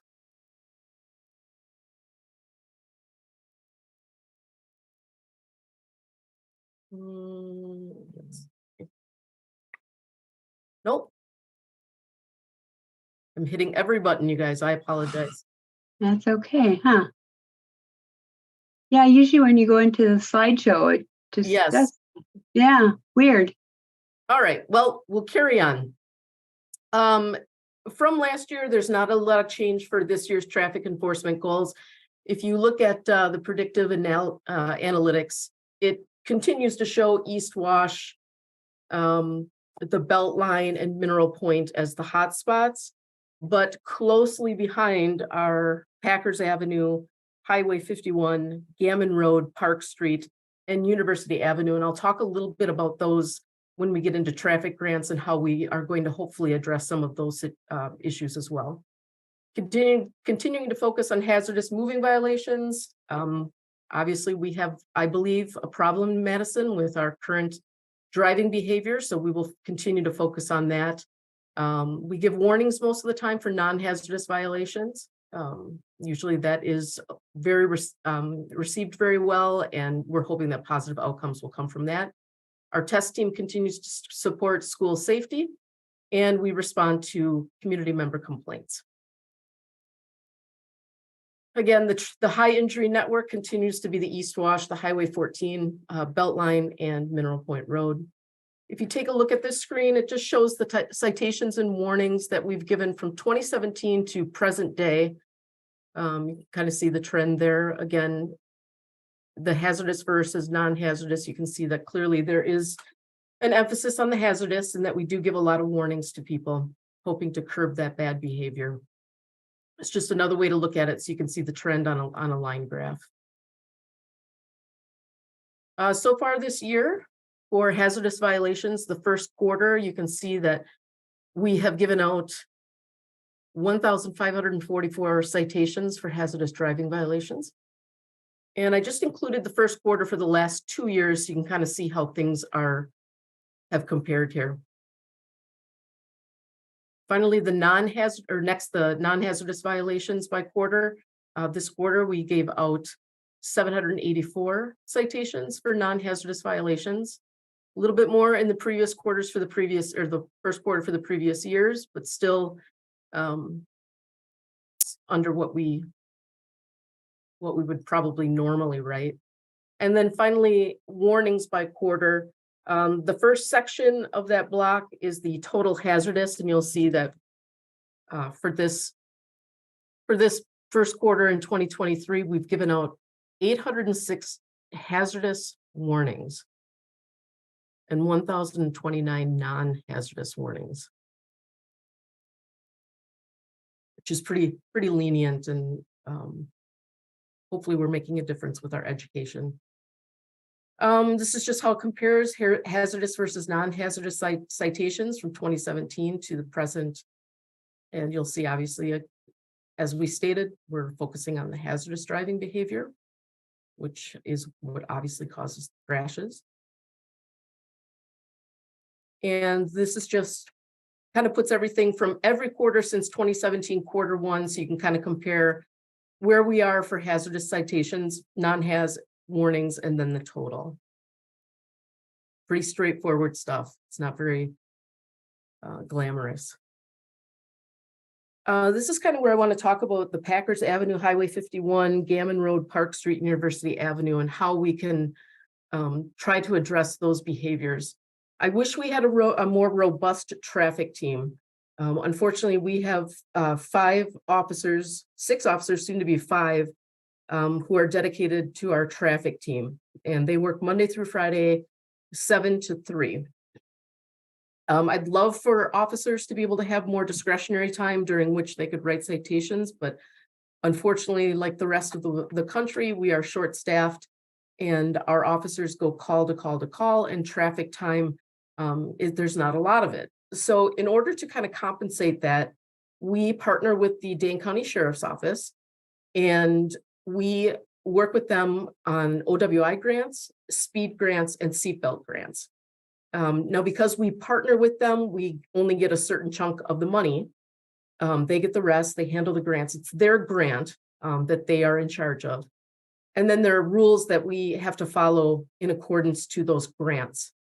For example, any road that we do grant activity on with the county, it has to be a city road that is also a county road. So East Washington Avenue is Highway 151, right? The Beltline is Highway 14. University Avenue is also, I believe, Highway 14. Highway 51, Stoughton Road, Packers Avenue, which is 113, and then Park Street, Highway 14. The only one that we can't really address is Gammon Road. We can't really address that with these grants because obviously Gammon Road is not a county road. But we do have some opportunity to address what is being predicted as problem areas in the city. Those grants, they're overtime grants, so our officers sign up for those. They work outside of their regular hours, so it's extra work. And the grants are provided by the Department of Transportation. Every month, as we do these grants, one of the requirements is that I send out a press release telling people that we're going to be doing these grants. We have to say we're partnering with Dane County. We have to say that the grants are provided by the Department of Transportation. We don't tell people where we're going to be, but we certainly tell them what we're looking for. And sometimes our PIO will put some things on our Facebook page or our blog, but I do send out a press release. It gets picked up by stations occasionally. Currently, we are involved in the Click It or Ticket campaign, which runs from 5/22 to 6/4 to kind of coincides with the beginning of summer, obviously, and the fact that more people are going to be hitting the road. So we had to send out a special press release about that, which several of the news stations actually picked up. I saw it the other night. But we kind of tell people some interesting facts about seatbelt use and OWIs, and our release recently said we reminded people that we can make a traffic stop if we see you not wearing your seatbelt. It is still only a $10 ticket, but we are able to pull people over for that violation. And a driver can be cited for every unbuckled passenger in their car. So we tell people, we give them some information and explain about these traffic grants. We also want people to understand that we really are doing traffic, and we're trying to curb driving behavior, because traffic is the #1 complaint in Madison to the Madison Police Department. It's the #1 complaint. And I wish we had a more robust response, but we are doing the best we can with this grant activity. Furthermore, we just got approved for the pedestrian bike grants. That is our own grant. We do not share that with the county, so we are able to do whatever we want with that grant, wherever we want. And so we will be doing six pedestrian bike grants per month starting in June. And that runs until September. So we'll obviously focus on the areas like Regent Street, University Avenue, the campus area, Mineral Point Road and Gammon. High traffic pedestrian areas will be the focus. Just a reminder about traffic grants. Some of these rules, again, we have to have all alcohol grants during 6 p.m. I'm sorry, after 6 p.m. on Friday and Saturday nights. That's it. 50% of seatbelt grant activity has to take place after 6 p.m. And again, we talked about Click It or Ticket. The other campaign that we get involved with is the Dry Sober Get Pulled Over, which occurs over the Christmas and New Year holiday. Let's see. So far in 2023, we've had 14 alcohol or OWI grants, 9 seatbelt grants. We have not started our speed grants because the county has not gotten approval for that money yet. I believe it still has to be signed off by Parisi. And so we are waiting on that money. And again, we haven't run any pedestrian bike safety grants yet, but starting June 1, we will be rolling out with that. Thus far in 2023, we have issued 196 citations and 303 warnings, and that's an average of 21 citations and warnings per deployment. Just again, by the grant activity, by the numbers, you'll see again, we haven't started speed and ped bike, but the other ones we roll. And again, the other thing too about the grants is the county determines how many we run per month. So we don't have a lot of say in those grants, but they are very, very useful in supplementing our traffic program. We'll talk about the bad news. City of Madison had 3 fatality crashes the first quarter of this year. I'll just summarize each of those briefly. I suspect that you'll probably have some questions about these. I'll tell you what I can. Some of the things I can't talk about because some of them are open cases. So the first one was February 5th at 6:20 p.m. This happened at Packers Avenue and Anhalt Drive. This was a motor vehicle versus motor vehicle. Involved vehicle number 1 was stopped in traffic, waiting to make a left turn onto Anhalt. It was struck from behind by vehicle number 2. The driver, they were able to download the traffic, the technology in the car. It did show that the vehicle was traveling about 35 miles an hour. The driver made no attempt to stop and made no lane maneuver to avoid colliding with that car that was stopped in traffic. The driver, oops, sorry about that typo, driver of involved vehicle number 2 was pronounced deceased at the hospital. There was no evidence on scene located by officers to indicate that the driver was impaired. So we don't know, but there was no evidence that he was.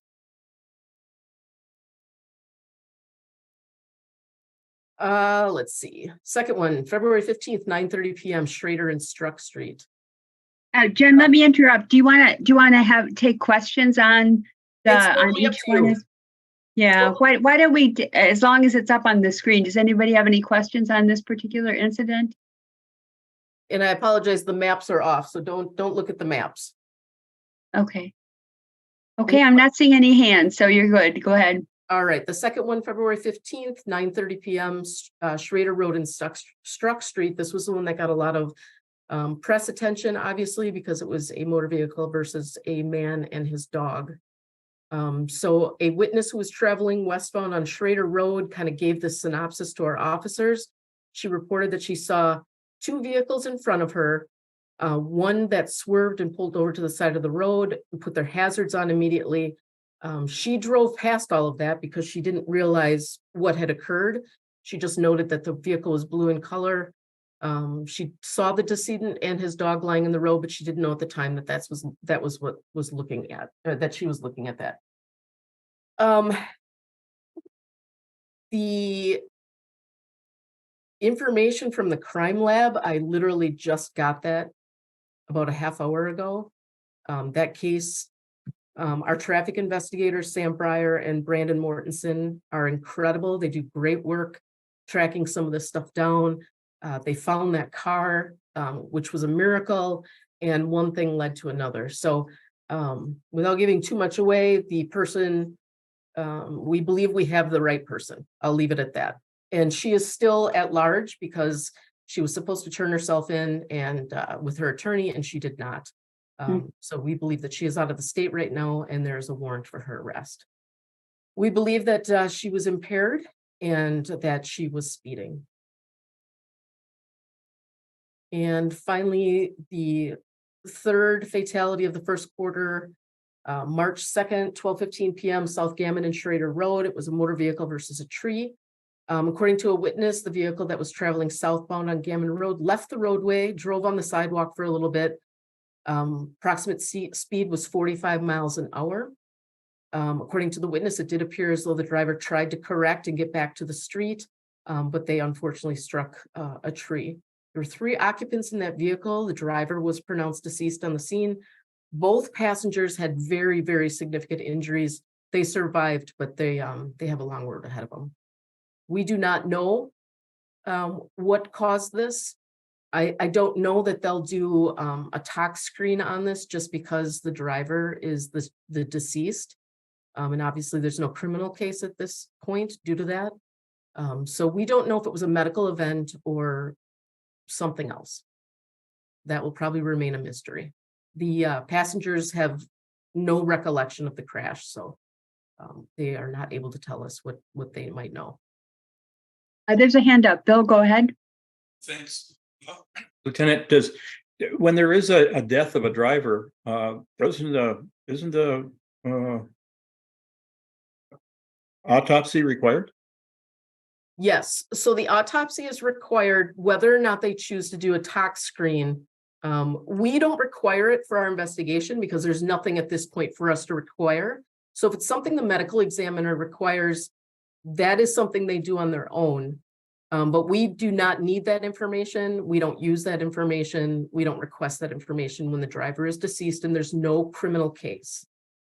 Okay, but I think that's as far as our statistics with alcohol involved crashes, I think at a statewide level, I think they try to get as much toxicology results as they can with these kind of fatalities. Yep, and they probably document that somewhere else, but for the purposes of the Madison Police Department. So it doesn't go into the crash report, in other words?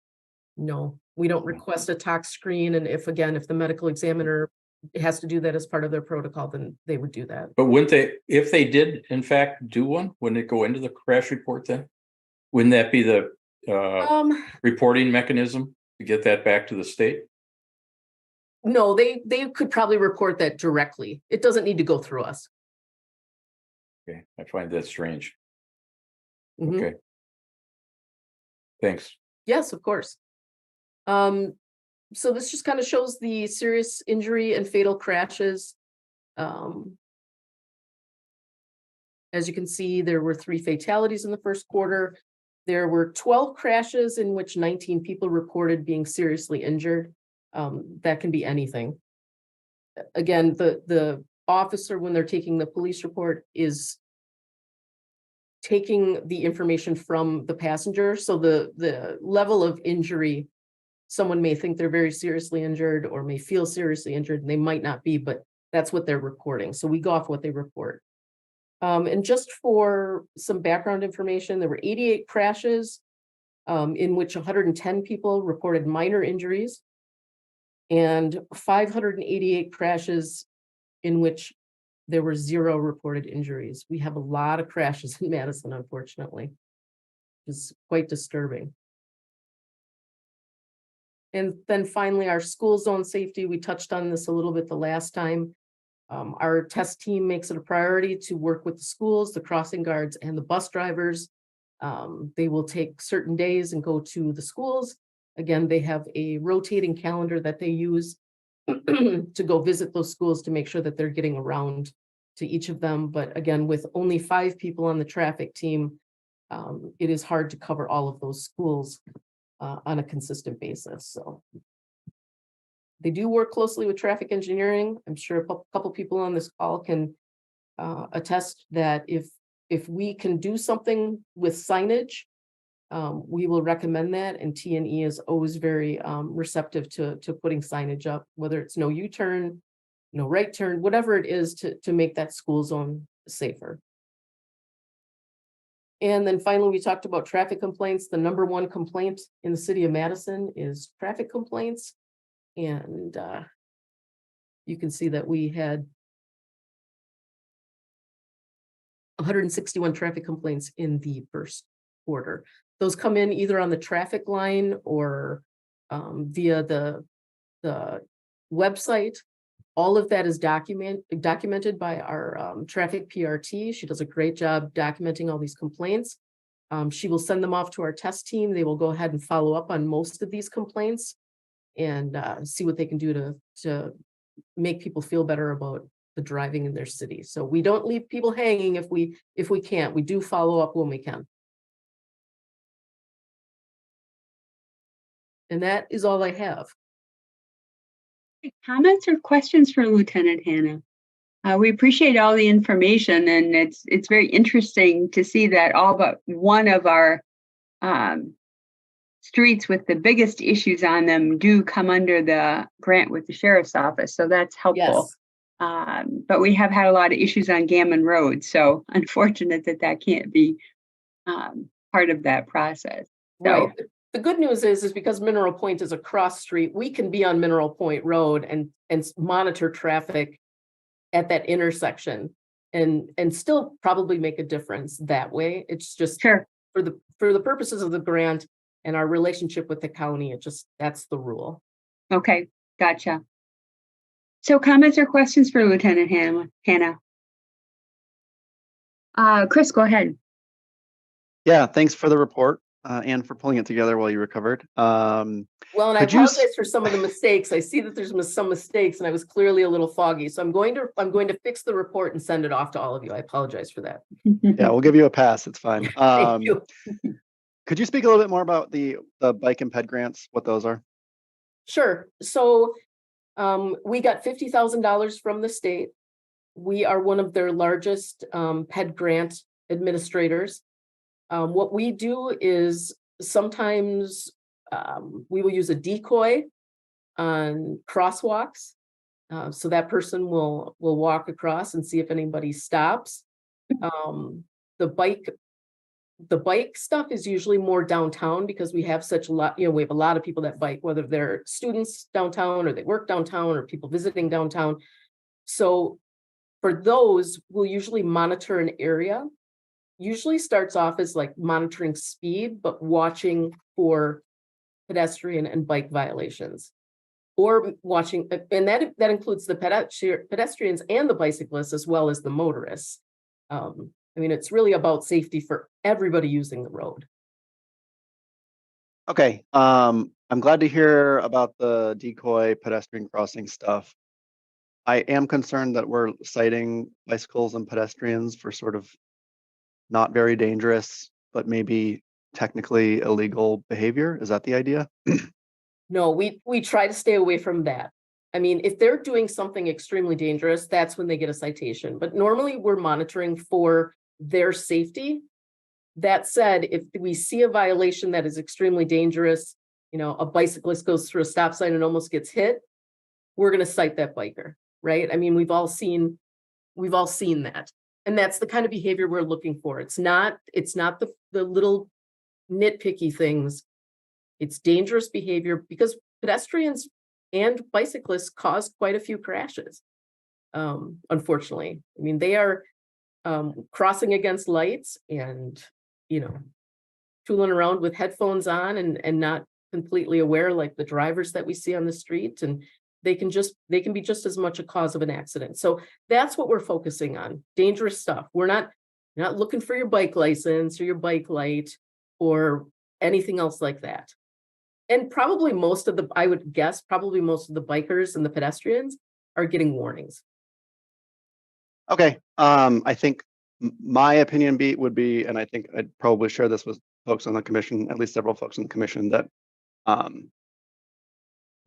bicyclists and pedestrians putting themselves at risk in someone else's eyes probably shouldn't be high priority, since all of the injuries and deaths are being caused by drivers. So I would just urge that consideration in those programs. Yes, but I will also remind you that the fatality crash at John Nolan, and I believe it was North Shore, was a bicyclist going against the light who drove in front of a car that, yes, went through a red light, but that biker did not have the sign yet. I'm not victim blaming, but I'm saying there are things that we all do that can be careless and can lead to, unfortunately, some dire circumstances. But again, I can assure you, we understand that Madison is a bike-friendly town, a pedestrian-friendly town. We're not out there looking for little things. We're not, okay? This is mostly for their safety. But if we see an egregious violation, we will probably warn them versus writing them a ticket. But I had several crashes as an officer back in the day where the bicyclist caused the crash. They get a ticket. The pedestrian caused the crash, sudden pedestrian movement into a roadway. I have cited bikers and pedestrians because they do cause crashes occasionally. And we can't ignore that. Okay, Harold, go ahead. Yeah, thanks. Maybe just on this last point, I don't want to argue back and forth. I think this would be a good topic of conversation for the Vision Zero team to have, because I mean, I think that was I think that's one of the key pieces of Vision Zero, to think about what is causing danger, what is causing the most dangerous crashes, and what role does enforcement play in that. So I would encourage, I know Renee, you're on here. I think you have regular meetings on Vision Zero and the enforcement part of that. So I think that would be a good topic to come up. I remember in the last report, there was some talk about a pedestrian who was wearing dark clothing that was mentioned as a causative factor. So I think there's a conversation to be had. I don't think the conversation is in the context of this report necessarily, but we should come back to that at some point. I had actually a completely different question about the relationship between warnings and citations. Can you walk me through? So if somebody receives a warning, is that being kept track of? So if that same person is pulled over again, do we know that that person already got a warning? Yes, everything that we do, we write electronic citations now. And so everything is documented. You can pull a driver up and you can see anything that they've had in the past. Okay, including warnings. Yes, yes. And it is our officer's discretion whether to cite or not. Okay. Sometimes a little education goes a long way. It goes further than a citation, and it certainly goes further to build relationships with the community. So again, like the bike ped thing, we're not trying to damage relationships. We really are just trying to make everyone safe. We get a lot of complaints about bicyclists. And in fact, the newest thing is these e-bikes that go so fast. This is a new thing for us, that people are complaining because they're going, 25 whatever miles these e-bikes go down, speeding down bike paths. So that is a new one for us as well. And a lot of people like to complain about bicyclists and pedestrians down on campus. And, you know, we have a responsibility to make sure that they're behaving safely. Yeah, again, I don't want to relitigate that. I think this is really a Vision Zero conversation. So thank you. Absolutely. Thanks. Denise, go ahead. Yeah, thanks, Ann. Thanks for the report, Jen. I appreciate it a lot. Just a clarifying question about the bike ped grants. If during an enforcement period, if it's observed that a motorist has done something in violation that jeopardizes a ped, is that something that you can pursue under that grant, or how does that kind of situation get handled? And then I appreciate Harold's suggestion that this come up for Vision Zero, but just if you can respond to that clarifying question, that'd be awesome. Sure. So anytime an officer sees a driver behave in a manner that is dangerous to a pedestrian or a bicyclist, the officer has probable cause to pull that person over and either issue a citation or a warning. So during these grants, if they're looking for behavior and they see the behavior that's dangerous, they're going to address it. That is what these grants are for. They're specifically, even though we do speed to kind of get the grant going, put us in an area where we're doing some positive enforcement, you know, which our citizens have asked for. What we're really doing is putting ourselves in areas where there is a high pedestrian volume, a high bike traffic volume, so that we are addressing what really is the meat and potatoes of that ped bike grant. I mean, we're certainly not going to run these grants in places where there's no traffic, you know, no pedestrian or bike traffic. The whole reason is to make a safer environment. Yeah, I don't think that was quite what I was trying to say. I think what I was trying to say is that if they, and I think you answered it in the first part of your response, is that if you know, I, as a pedestrian, I experience people running reds a lot, and I'll often hesitate to cross until, you know, I won't cross when the walk light first turns on, because inevitably somebody's going to run the red.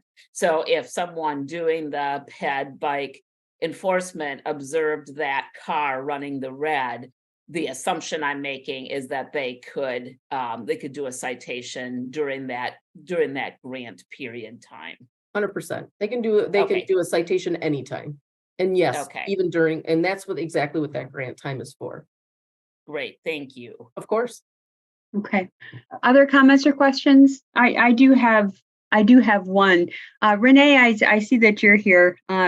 We've talked in the past about Vision Zero, and Harold, I had that same comment and question about Vision Zero, and the fact that pedestrians and bicyclists are much more vulnerable users of our transportation systems. And we've talked about the value of education versus enforcement, whether we're educating pedestrians and bicyclists or educating people who are driving vehicles. And Renee's heard me say this probably more times than she's wanted to, but in my personal experience, when I'm walking through a crosswalk with my dog, 80-90% of the vehicles do not stop.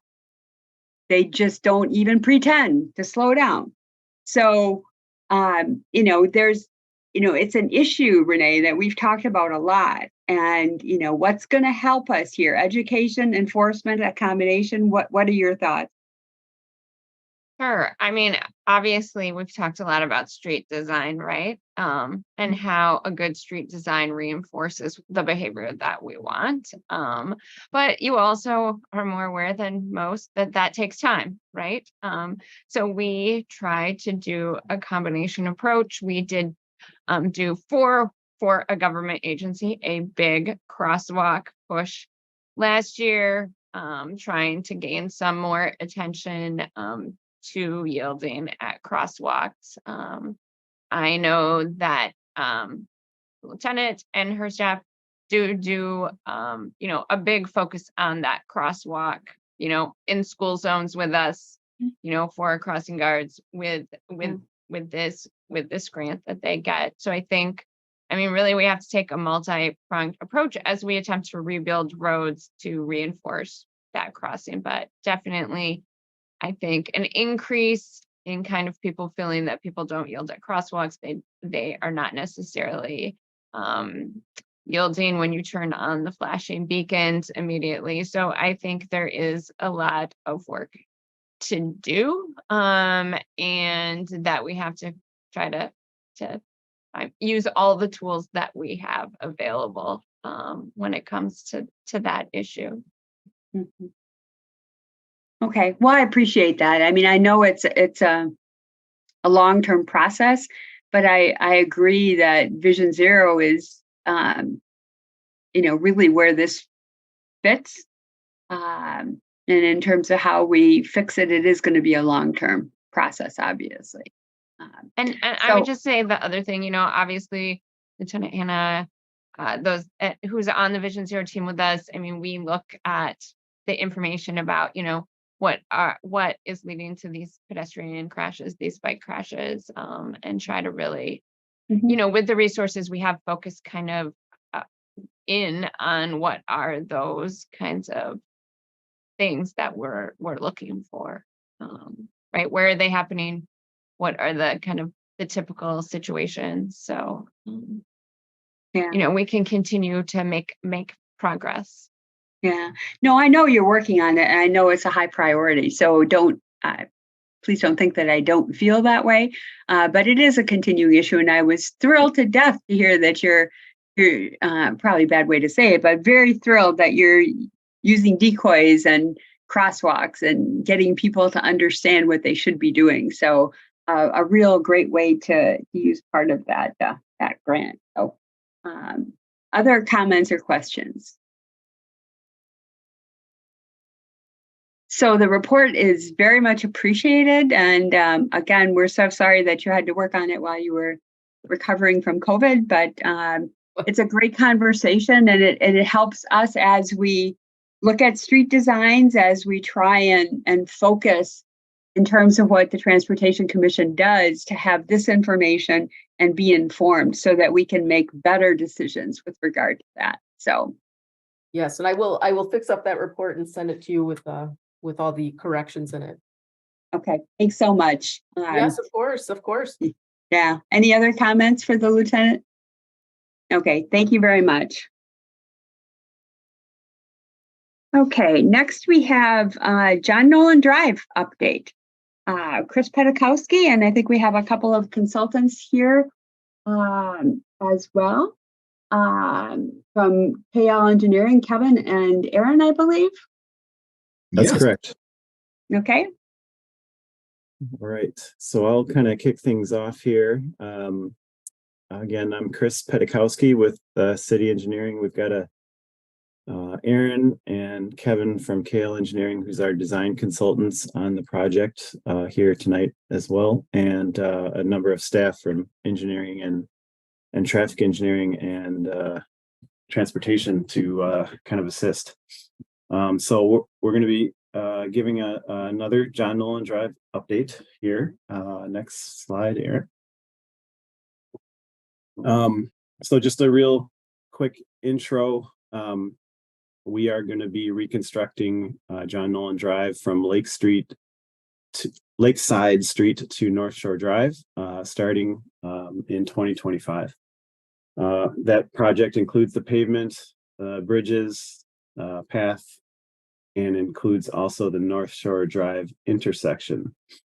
We are going to be stopping just short of the Lakeside Street intersection, so that's kind of why we haven't gone into great detail there. We have been coordinating a lot with the Lake Monona Waterfront Master Plan, and now that Sasaki's chosen, I expect that will continue in further detail. In fact, we got a meeting set up with them just got scheduled today. Yeah. So we've I think this is either my third or fourth trip to TC with this project, so we've had a number of check-ins. In the past, we've kind of gone over the street typical sections, pathway typical sections, our bridge structure, the North Shore Drive intersection. And last time we were here in April, there was a number of follow-up questions that you guys, you folks wanted us to look into, and that's kind of the primary focus of tonight's meeting. I will mention we've also kind of been looking at underpass and overpass alternatives, and also the Broome Street intersection. So I mentioned this before, but those parts we've taken a look at because we want to make sure that what we do at North Shore Drive kind of works well with the quote unquote master plan or future plan of those areas in the Broome Street area as well. So they're not included in this project. So an underpass, overpass, or Broome Street intersection is not included in this project, but we have been looking at it just to make sure that what we might want to do is not, precluded by what we do at North Shore Drive. So I know there's been a lot of kind of coordinated emails to the TC and staff regarding the underpass and urging us to include it. That's good to know that there's interest there, and that's kind of exactly why we brought up some of the concepts. But right now, that is not budgeted. I just want to be clear, that's not part of the project design. It's not budgeted and at this time, but we could look to do that in the future. So today's focus, again, it's going to be follow up on that North Shore Drive intersection and some of the things we were asked to look further into. And I also just want to I'll mention real quickly, we've gotten a lot of great input on this project, and a lot of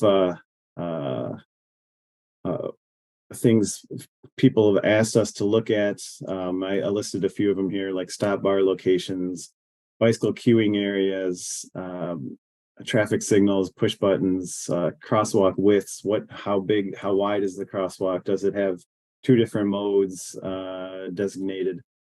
Those things will all, we've heard those comments and they're great. And I just wanted, right now we're still kind of focusing on the framework of the North Shore Drive intersection, and we expect to dive into those more finer design details after our kind of our geometry is chosen.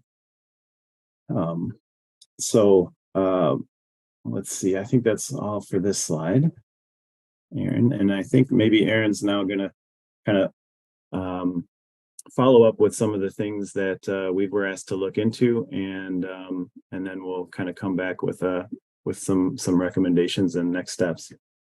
Yeah, thanks, Chris. I'm just going to piggyback on what Chris had already been talking about, but kind of looking at for our objectives today. When we were at the TC in April, there was a request to look at some safety studies and some research that would validate challenge right turns and the benefit that they do oftentimes provide. Also look at a little bit more of an in-depth traffic operations modeling. We're really focused on really vehicle delay, but we're asked to look at kind of how that would impact bicycle and pedestrian users as well. So we're going to incorporate that in today as well. And just like I said earlier about comparing the vehicle delay, bicycle pedestrian delay, look at we also had a public opinion survey that was released prior to our previous April meeting, and that had closed. So now we've got some of the results to look at least just focused on the North Shore Drive intersection to share with you today as well. And then look at potentially discuss some of the kind of staff's recommendations and also kind of feedback from the TC as well on when we look at the kind of concepts. If you remember, back in April, we really presented several options at our public involvement meeting back in February. Refined that down to two alternatives that we're really focusing in on. We're going to call them Alternative 2, which is very similar to kind of today's layout, which does incorporate islands, channelized right turn movements for those right turn movements on North Shore and on John Nolan Drive. Also looking at incorporating crosswalks along John Nolan Drive and then one across North Shore as well, what we're calling like an L crosswalk with islands. Alternative 4 shown on the right side really is removing those islands. So it is the same sort of an intersection configuration without islands. Once again, a crosswalk across John Nolan and also a crosswalk along or across North Shore as well. Some of the things you're showing on this screen here are some of the kind of the feedback we heard about wider crosswalks, stop bar locations, things we're trying to continue to refine. But I will just mention that these are conceptual drawings at this point until we really finalize our geometrics before we're going to really finalize those design details. But just incorporating some of the feedback we've been hearing to kind of show that how these things may or may look and fit moving forward. The first thing I want to talk about is some of the kind of research that we kind of looked at, a couple different sources that we've kind of identified, really focusing on channelized right turns and what those benefits may be at intersections. The first one was a US DOT and FHWA developed a pedestrian safety guide that identified several different countermeasures, meaning things that you could implement into an intersection design that would increase the safety of that location. Shown on the screen, I do give the link to that, and in that document, it identifies that the benefits of channelized right turns are that it slows turning vehicles down. It does allow drivers and pedestrians to easily see each other. Just because those movements do occur at right angles and directly in front of vehicles rather than like away from them or not perpendicular. It does reduce the amount of pedestrian exposure within the roadway, and someone believes that it does reduce the complexity of the intersection by breaking it down into more manageable parts. That was the first source. Another source that was developed by the Transportation Research Board, they did study intersections in Wisconsin. Looking at what we term HISA projects, highway safety improvement projects. And they did identify that through their research that there was roughly a 40% reduction in crashes that occurred at intersections with channelized right turns. Now, I will caution that study was done only looking at vehicle-to-vehicle crashes. It did not incorporate any sort of pedestrian or bicycle crossings. So that study there is really just saying that does provide an improvement for a vehicle intersection, not necessarily one that has a lot of bike pedestrian crossings incorporated with it. And finally, one other piece of research that we did do is we did reach out to the TOPS lab at UW-Madison, and we presented the two different intersection alternatives to them to kind of gather their feedback and see if we're missing anything. They are a plethora of information and research that they do on transportation issues. And I will say that when they looked at both intersection alternatives, their feedback was that both appear to be viable solutions. They did not give us a preference on either alternative number 2 or alternative 4B. But the one piece of information that they did want to pass along was that anytime that we do anticipate an increase in user delay, and that means either vehicles or other users like bicycles and pedestrians, that it is anticipated there'll be an increase in non-compliance at the intersection by both of those users. So anytime once again, if you see a delay in vehicles, you'll see their non-compliance increase. If you see a delay in bicycle and pedestrian users having to wait longer to cross the intersection, you'll see their non-compliance increase as well. So I think it's important just to note that. At this point, I'm going to hand over to Kevin to kind of talk about more of the traffic operations analysis that was completed, looking at both the intersection vehicle delay and then also bike and pedestrian delay. So Kevin, go ahead. Okay.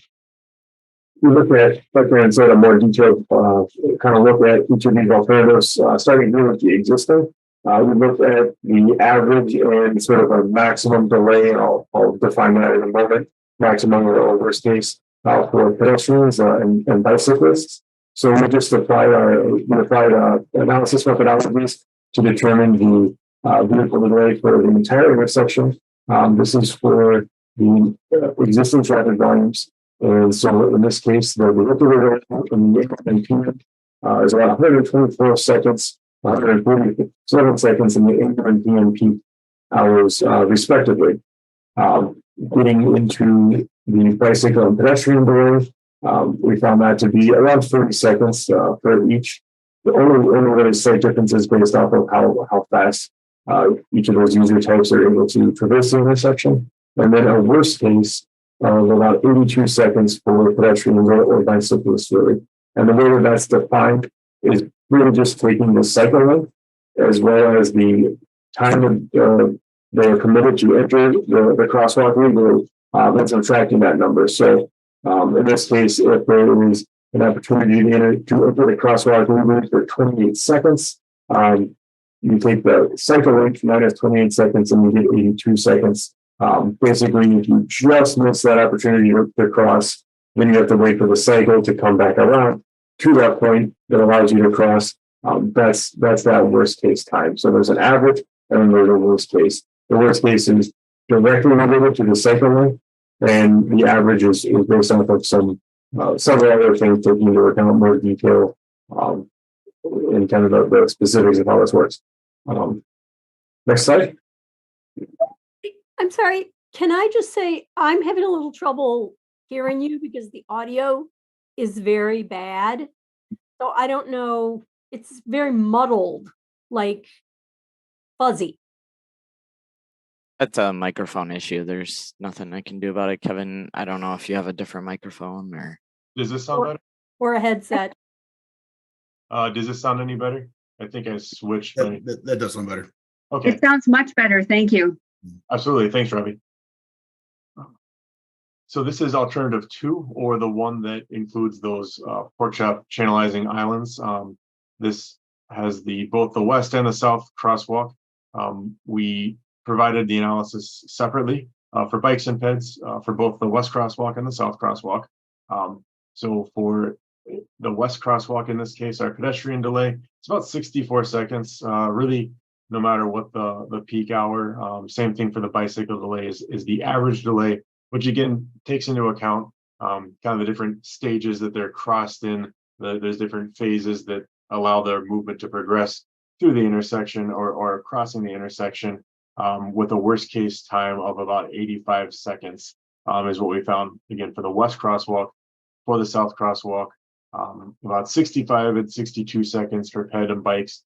Again, they have slightly different ways of traversing the intersection, slightly different kind of sequences that allow them to get through. And so that's the difference there, very minor. And then worst case, like I said, for the west was 85, for the south is 107 seconds. And then getting to kind of cycle length and intersection delay for vehicles, cycle length of about 150 seconds. This really this has been optimized for traffic conditions expected or based off of our current counts, and then intersection delay for vehicles. Again, this is average delay for any user of a vehicle entering the intersection. In the AM peak hour, 120 seconds, 2 minutes, or the PM peak hour, 180 seconds or 3 minutes.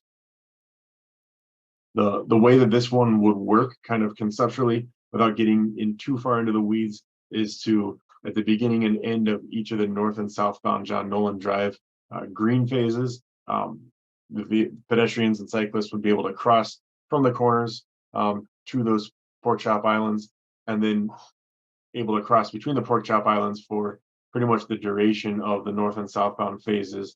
And then at the end, again, to provide that progression, another green interval or a walk interval for pedestrians to kind of exit that area from the pork chops to the corner. Similar to on the south crosswalk, though that's a little bit less complicated because there's only two stages, if you will, of the crossing. So for alt 4, this is again the alt without any of the pork chop channelizing islands. This intersection cycle length also ended up around 150 seconds. So starting with the pedestrians on the west side, pretty similar really in both cases. So 65 seconds for ped and bikes on the average, accounting for, depending on when they arrive on the cycle and other things, and then a worst case of 114 seconds. And then very, very similarly on the south side, about 65 seconds of delay and 117 seconds as that worst case. And then again for vehicles, the average delay 157 seconds during the AM peak hour for each user of a vehicle entering the intersection, and then for the PM peak 175 seconds. So that's the summary of the analysis that we performed. And I know there's a lot of numbers right now, and we do have this pulled together at a table at the end just to kind of show how they compare to each other. So don't feel like you need to write these down or remember them, because that's not going to be needed. So, all right. One of the things I want to come back and I mentioned this briefly earlier was that we did have a public opinion survey out and of all the different alternatives that Chris mentioned earlier about the typical sections, the pathways, the bridges, the intersections, those were all part of the survey. Shown here is just the results of the question pertaining to North Shore Drive, since that's what we're focusing on tonight. And you can see in the bottom of the different alternatives that were presented or offered as for the public to weigh their opinion on. And the way this survey worked was when they looked at each of the alternatives, they ranked it based on giving it a score. If they gave it a score of 100, it was, I like that alternative. If they gave it a score of 50, it was, I can live with that alternative. And if it was 0, it was, I don't like that alternative. So you can see the average score of each of the different intersection alternatives. And once again, alternative 4B was the highest ranked. That is the intersection alternative without islands. The other one we're comparing it to now, alternative number 2, had an average score of 32. So you can see what the public opinion is of those different alternatives. I do not know as far as a breakdown of the people that participated in the survey, but I do know we had about 570 people participate and give responses. But as far as that makeup or that demographic information, I do not have that yet. We'll get that information, but I don't know it tonight. And as I mentioned earlier, kind of looking at all the information that was kind of been provided and looked at and analyzed, when we look at different alternatives, we try to identify some of the things that are differentiating, that are different, between the two of them, but also comparing it to the existing. Since everybody is used to driving that intersection today, looking at that existing condition, and then how would it be changing with either of the two alternatives. So on the far left column, you'll see the different intersection alternatives either being the existing condition, alternative number 2, which is the L crossing with islands, or alternative 4B, which is the L crossing without islands.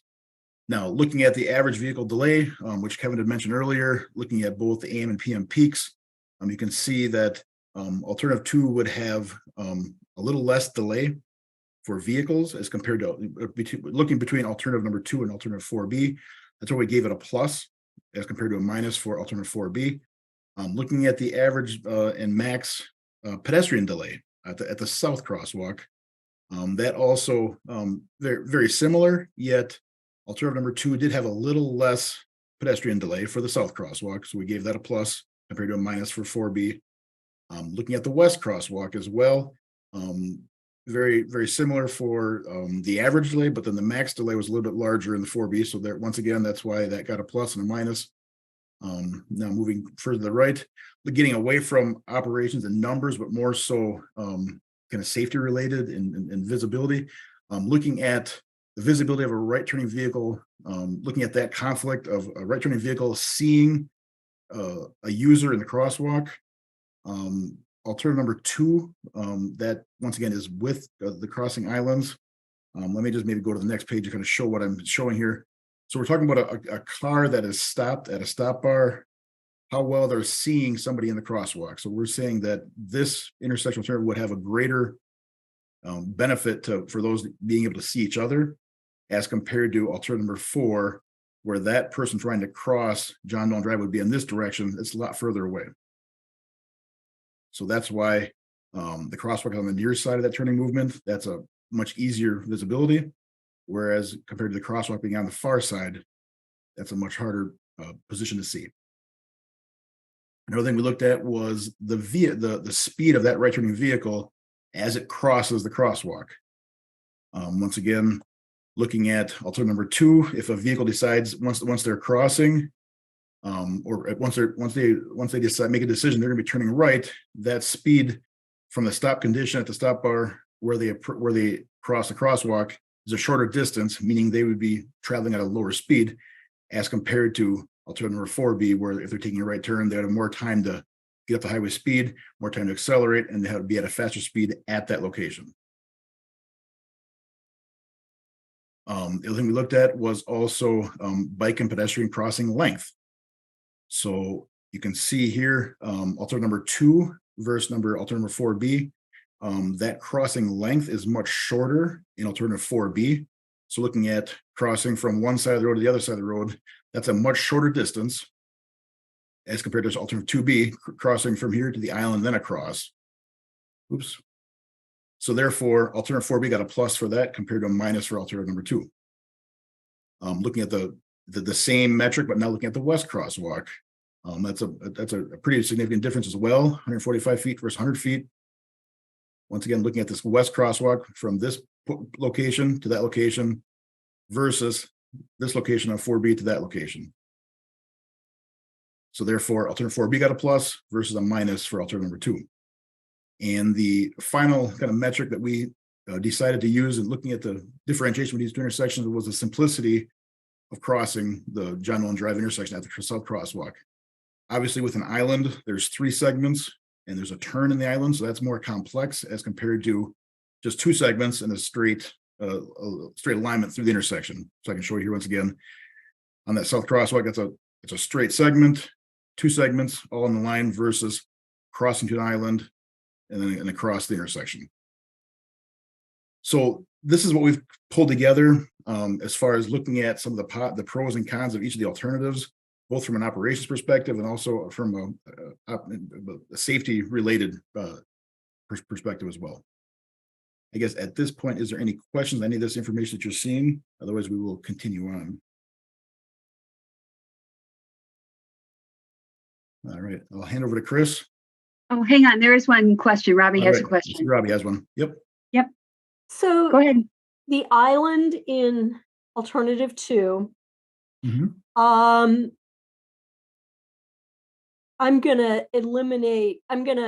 ask that you give me an estimate for the size of that island compared to what is there now, and eliminate the portion that is the nose. So in other words, not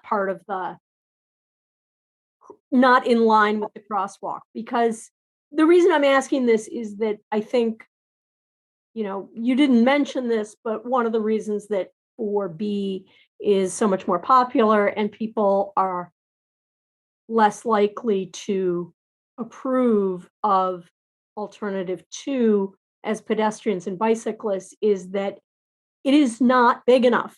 There is not enough space to stop on that island. And so people just want to get across. They don't want to be stuck in the middle. So I'm wondering how big that island is compared to what's there now, so that we can get an idea whether there's enough space for both the existing users and presumably an increase in use as more people want to walk and bike along that corridor. Sure, that sounds fair. If you don't mind, I'll just do a kind of a real general, sort of based on kind of the scale of the drawing itself. These lanes here are 10 feet wide. So I'm guessing that's probably about 15 feet wide by roughly 18, 20 feet.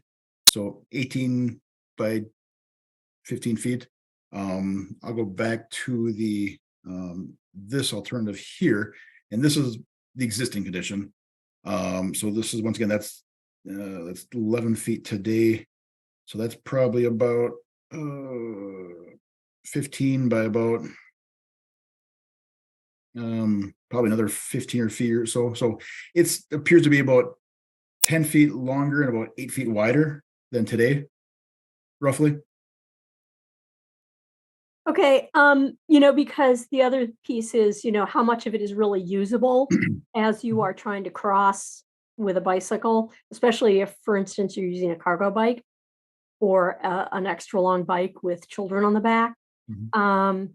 So I think I just want people, I want you guys to realize, I know you're pushing for separating the right turns. Well, And I understand why you're doing that. And I understand that the research is a generalized improvement, separating those right turns. But I think in this instance, you have to look at the actual use of the intersection by the dozens or hundreds, possibly even thousands of people who cross here having to wait on that island, often with, a half a dozen other people or more. trying to do the same thing on the same cycle. So I just want to point that out because I think that's why people are more in favor of 4B because they just don't have space to wait. Harold, go ahead. Yeah, just 2 questions, and maybe you can go to the table. Yep. So it seems like compared to the existing conditions, the max ped delay goes up for both alternatives, even though the crossing distance should be much shorter than it is right now. Can you explain that? Yeah, there's kind of 2 things here going on here. One is that the crossing distance is not considered control delay. That's just related to the amount of time that will relate to the amount of time it takes to actually traverse the crossing. The delay seconds you're seeing is control delay, or basically the amount of time the pedestrians or cyclists are looking at a don't walk sign or are unable to enter the intersection legally.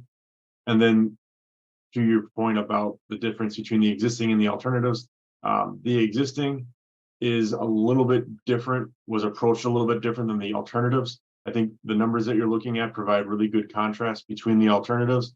The existing conditions, we took the phasing and the timings exactly from the city of Madison that they have implemented in the field right now, which is a little bit different than these hypothetical scenarios that aren't in the field and we can't calibrate to anything. So it's a better comparison between 2 and 4. Maybe just understand the differences between what existing is representing in those 2. I think another big thing is we don't have the west crossing right now, to remember, so we don't have to provide time for that in the existing. Okay, yeah, that I think that helps because I mean, it's going to be a hard sell to say like, oh yeah, whatever we do, it's going to be worse than it is right now. But you're right. I guess there's the west crossing that needs to be taken into account. Okay, that makes sense. And then the other question I had about you made that point, like if with the non-channelized ride, cars would have more time to pick up speed, but the signal, there's going to be a no turn on red, or are there? So there are, in theory, this is only relevant if somebody runs that red light and ignores the no turn on red, correct? This is correct. And we did a brief study last week actually and found as of right now, there's about 2 to 5%. And this is one day, this is a snapshot in time, but we did a study of 3 hours, 2 peak hours and 1 off peak. And we found about 2 to 5.5% non-compliance rate for right turning vehicles. That does not surprise me. Okay, thanks. That's helpful. That's all I had. Okay, thanks, Harold. Denise, go ahead. Yeah, thanks. Question. Oh, you got muted. There you go. A question and a comment. So my comment, I'll do that first. Just as I always feel compelled to need to say this, that those cross times are really based, I think, on data about people who can cross quickly, which is for those of us with disabilities, our cross times are always longer. They are for elders as well. So, the users in the environment, I mean, those cross times are lickety split and I don't cross that fast. So, I always get curious about what that's going to mean. And if I'm going to get stuck on a pedestrian island waiting, but so I just feel compelled to need to say that out loud to bring that awareness to folks. But then my question is an alternative to with the island, is there a way there's gonna be a lot of mixed users there, so peds and bikes with cargo carts behind it. So it's just giving me major anxiety to be thinking about standing on that island and trying to navigate it. Is there a way that it would be kind of built to support those multi-users so we're not all kind of clumped together? Does that make sense? Yeah, I think if if we ended up moving forward with all two, we'd look at ways to try to maximize that space. And I think the way that, correct me if I'm wrong, Kevin, though, that we are the way we have it timed is we're not relying on people having to sit on there. A normal, is that correct, Kevin? A normal pedestrian or bike would be given enough time to get across the whole thing. So that might help with the number of folks that are on there. Is that correct, Kevin? And Chris, I also see Yang has his hand up too, so. Yes. So Kevin, maybe you want to go first and then Yang? Sure. Yeah, the phasing that we're modeling with these minimizes that amount of waiting time. We believe it completely minimizes it, or completely eliminates it for cyclists crossing on that south crosswalk, which is that existing condition that's very intolerable for cyclists. The north and south, the addition of that crosswalk might have some staging time if you're going north and south, crossing North Shore Drive. So I guess, Denise, to answer your question directly, yes, there could be some time that you're staged in one of those pork chop islands with a mixed group of users.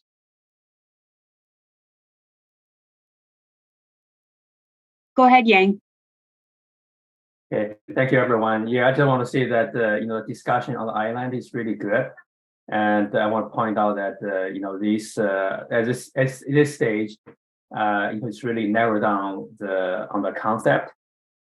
Even though I think the project team already did a lot of really good work looking at some of the details, but there's a lot of room to improve, on the details on refinement.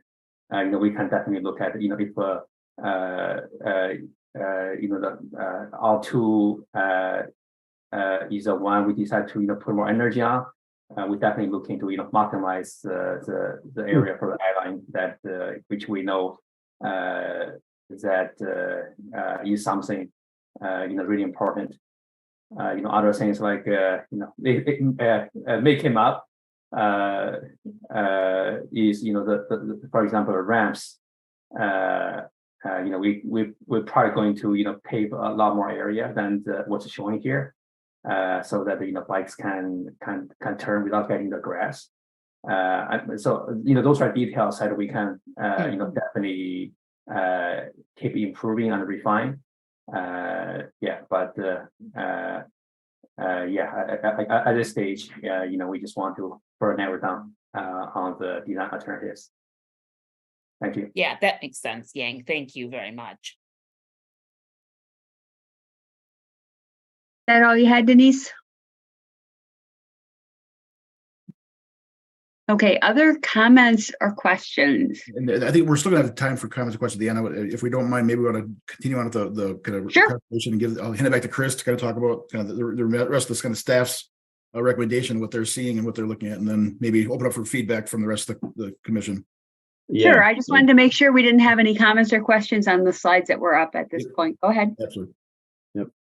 All right. So as I mentioned before, we've gotten a lot of good feedback on virtually the rest of the project. This was kind of the last area that there was still some questions on and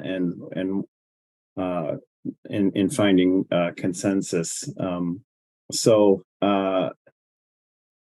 Where we are today is that we're getting close to where we want to kind of pin down an preferred alternative and then refine that for a final design. So our hope was that we'd get some feedback potentially from the commission tonight that kind of leaned in one or the other direction. And then the way I thought this would work out is we'd come back next time with a resolution to the council that gets referred to TC and kind of approves the geometry officially. So just trying to make that process smoother if this seemed like kind of one of the last unknowns as far as alternatives. So I'll let you know what staff are thinking, and then we'd like to hear a lot about what you guys are thinking. So staff, this one's not as clear cut as a lot of other projects that we brought before you. staff are okay with both alternatives. We do think they're good solutions. There are, I would say, there's not a like 100% consensus even with staff and the project team of like, you know, one is 100% the way to go. So I would bring up that staff are you know, would generally recommend alternative 2, and for a couple of reasons.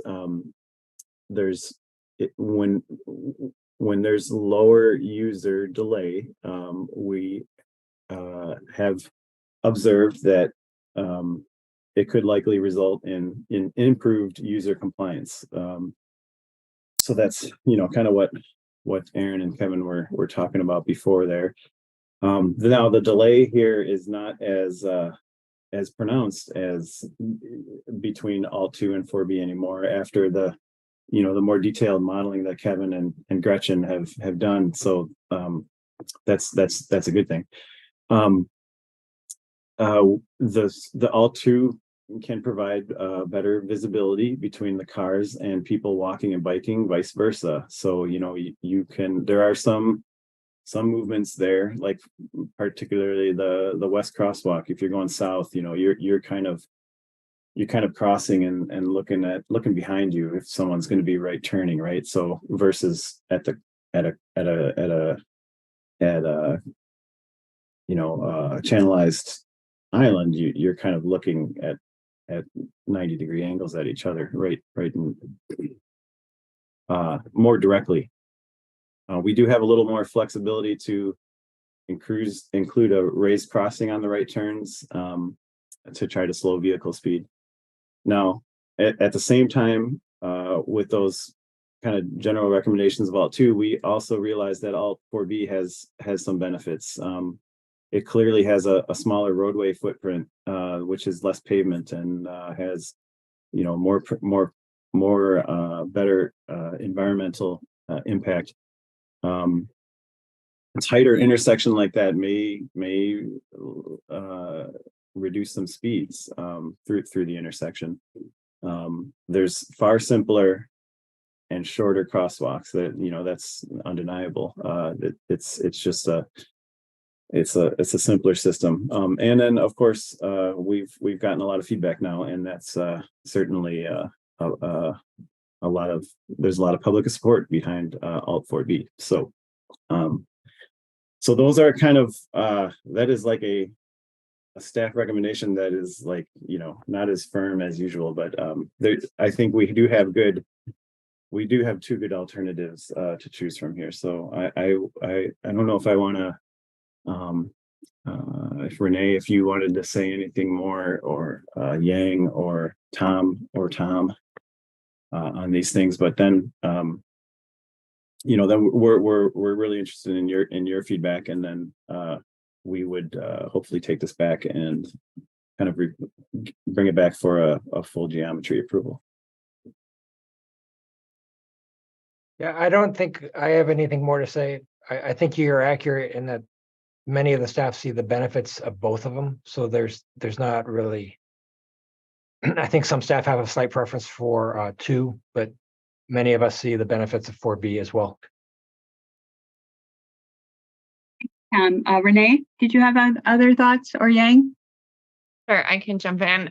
This was a hard one, right? We debated this one for a long time because we feel like it's good to come with a staff recommendation. I think, you know, really we're committed to ensuring that we're, you know, looking at whatever is approved, like we're really going to maximize all of the ways that we can ensure safety. I mean, we've thought a lot about, you know, the idea that we prioritize safety over convenience, and what does that mean in a decision like this, knowing that on the surface, when you look at 4B, it seems very simple, straightforward. We know the issues that exist today. You know, we talked a lot about with option 2, is there a way to ensure that those right turns are, you know, the angle really increases the visibility for the crosswalk, that it has features that really slow people down, it's raised, a lot of talking about slip lanes is, well, there are some situations with trucks, things like that can make that better. But we know that 4B, no island, all the issues with the island shortens that crossing time and distance. Is simple, right? People understand simple crossings better and maybe are more likely to comply with kind of the signals. So I think this is a very hard decision, but we're committed to really trying to maximize those safety with either one. So I was no help to you all. Yang, what are your thoughts? Yeah, I think, our staff members, summarized, the thoughts really well. So I don't have a lot to add, but I just want to point out that, we're really trying to prioritize safety here. When we talk about the delays to users, we're not really trying to maximize efficiency, for cars. We really look at delays not only for traditionally like for cars, but really looking for pedestrians and bicyclists and what might be the impact for them. As sometimes we are all human beings, right? When users are delayed for too long, it increases likelihood that we're going to make maybe unwise judgment, take a risk that we shouldn't take. Actually, as we saw, from some of recent, tragic fatalities, we have seen here. So I think, we talk about delay. It's really because we really want to kind of to look into the safety implication into it. And you may know that we also reach out to some of the safety experts, including Dr. Noyes at UW, and really there's not really no clear cut on which one might be safer. So it's pretty hard. I think what our perspective is that we want to be transparent, with the commission, with the public, and bring in the information to you, so you can help us to make more informed decisions. So Tom has his hand up. I will stop there. Sure, go ahead, Tom. Thanks, Yang. Yeah, I just wanted to mention, I did look back at the crashes, the pedestrian and bicycle crashes, and by far the majority of them were due to car drivers turning right against the red when they weren't supposed to. So that is kind of my number one thing in looking at the geometry, is to try to decrease that chance or that type of crash happening as best we can. And that's why I lean towards all two.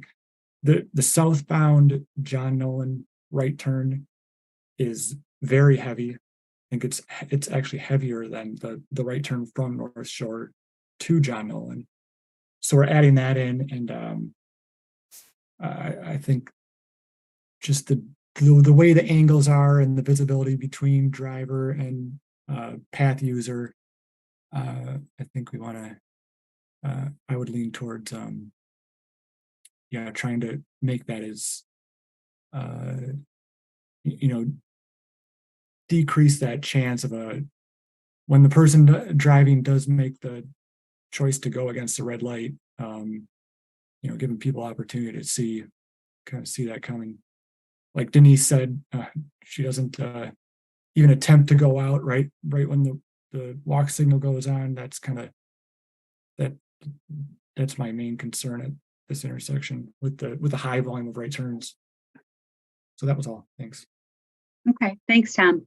So staff is looking for a consensus of input from PC. And so let's hear what people have to say. Tom, was that all you had? Yeah, sorry. Okay, no problem. Chris, go ahead.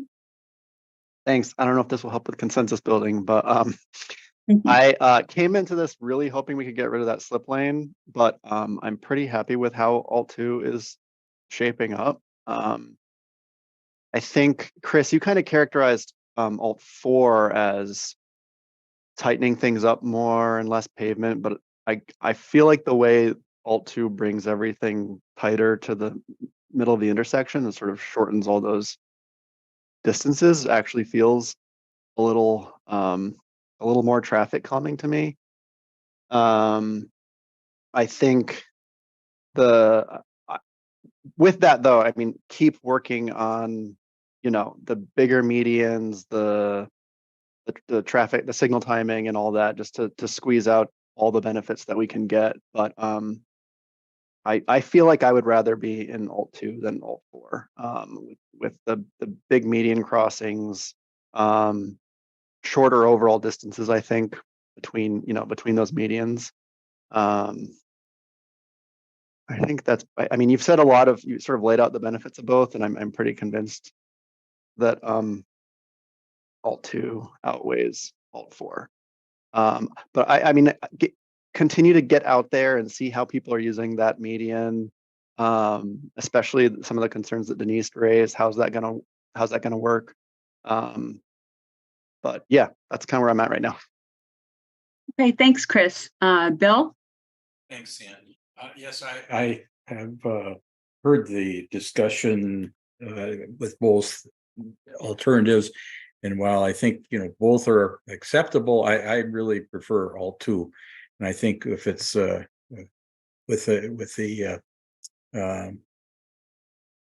like it has that appearance of a tighter intersection, even though there may not be as quite as there's more area of pavement than Alt4B. I just like the channelized islands, or the channelized lanes rather, for the right turns both. I had a little concern on 4 as far as northbound John Nolan to westbound North Shore, if large vehicles will have any issues with that turn, and as far as visibility also with that. So I guess that was another thought I had, was why I like Alt2 better than Alt4B. Thanks. Thanks, Bill. Harold, go ahead.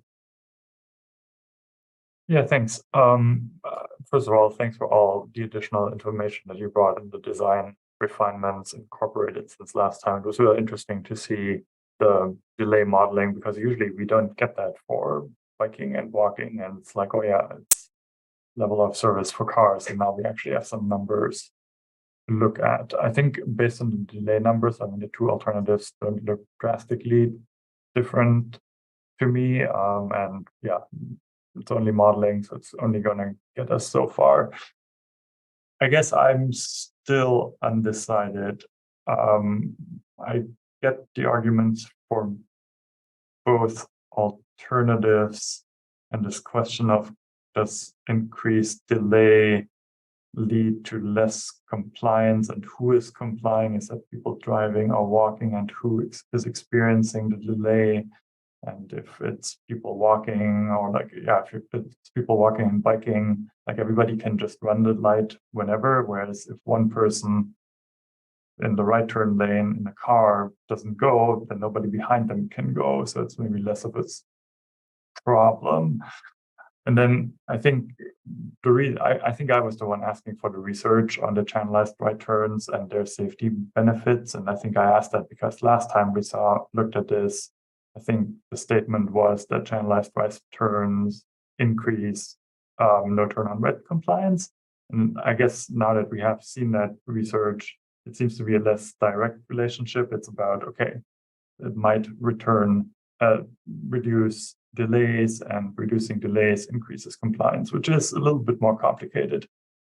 I guess my main hesitation with the channelized right turn is that I have not ever in this city or elsewhere been in an intersection with a channelized island and felt like, oh, I'm really glad there's this channelized island here. The experience always seems to be bad. And that's not just, I mean, there's some old designs that don't do things right, but it includes things like at the Hairball, where we have just reconstructed the intersection where you still have the channelized right turn from John Nolan onto Willie Street. And it's raised, it supposedly has a tighter geometry, but it is still a really bad experience. People still go really fast. I'm not sure what the compliance with the light is. There's still a lot of delay for people crossing, walking and biking. And so that's, I think, my main hesitation with being in favor of a slip lane channelized right turn design, because I just have not had the experience of that being good from delay, safety perception, and any of that. Maybe I will leave it at that. I'm still undecided and probably leaning toward 4B just because of this generally bad experience with channelized right turns. Okay, thanks, Harold. So we have Chris and Bill who've indicated they favor alt 2 and why. Harold, somewhat undecided but leaning toward 4B. Other thoughts from people? While we don't have a motion required, we certainly can do it that way. But staff is really looking for consensus so they have some direction. That's correct, isn't it, Chris? You need direction here in terms to move forward. It would be nice because, I'm just trying to make the next go around smoother so we can refine that alternative and get it approved. But, I want a lot of things. I don't always get them. We don't always get what we want. That's true. Other comments from people? Well, I can tell you that I was leaning toward 4B until I heard the conversation tonight, and now I've switched and I'm favoring alt 2 with the thought process that there's additional work that can be done on the islands and some of the safety issues that have been discussed. So so I've changed from what I initially thought to supporting alternative 2, but understanding there are benefits to both. So other thoughts? Harold. We just go back to have the table in front of us as we have this discussion. I mean, having the intersection is good too, but. Sure. Yeah, and I would just say, if I could, that, how much difference is there in the average maximum pedestrian delay? And if you take that out of there, they're kind of equal, aren't they? Right? Denise, go ahead. Yeah, I've been waiting to weigh in because I am super conflicted because the chart certainly speaks to it. So I'm with Harold in that, I'm absolutely not a fan of the channelized right at Willie and John Nolan and Blair. It's still problematic whether you're in a car or on foot. I don't know about bike, but so I kind of have flashbacks to that when I look at option 2. But I really like being able to have a better sense of where the cars are coming from when trying to cross. So that's what I like about 2. So I've been asking myself, what information would I need to have in order to feel like I could make a decision? And I'm even kind of struggling with that. I think if we went with 2, I trust that staff, you'll continue to wrestle with how do you make the island safe and usable for mixed use. So I'm not worried about that, and we'll keep hearing from you on it. But I don't know. I'm really struggling between the 2, with maybe a minor leaning towards option 2. Can I ask one additional question? if you have any insight from the survey, because there was a substantial difference between 2 and 4B from the public input. And was there comment on that, about why folks favored one over the other?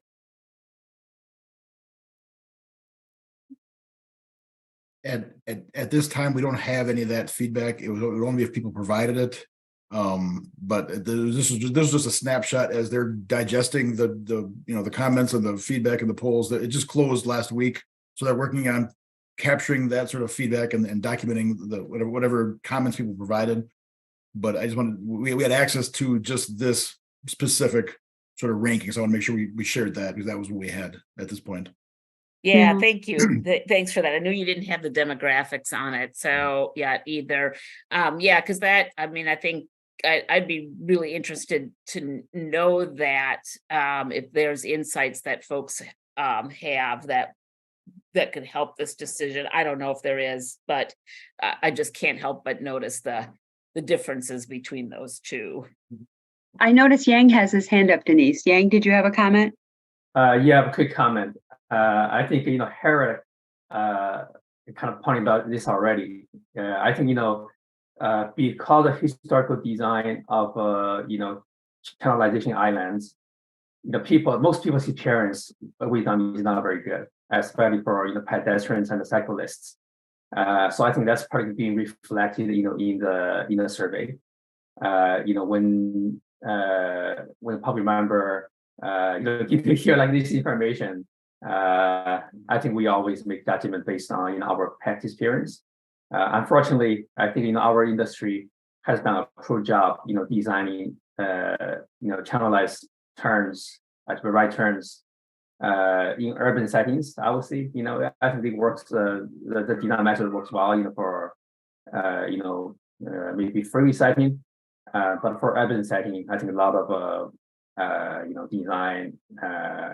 Didn't really consider the needs of all users. So yeah, I think this the other two, you can see the intent is very different. And it's from the project team.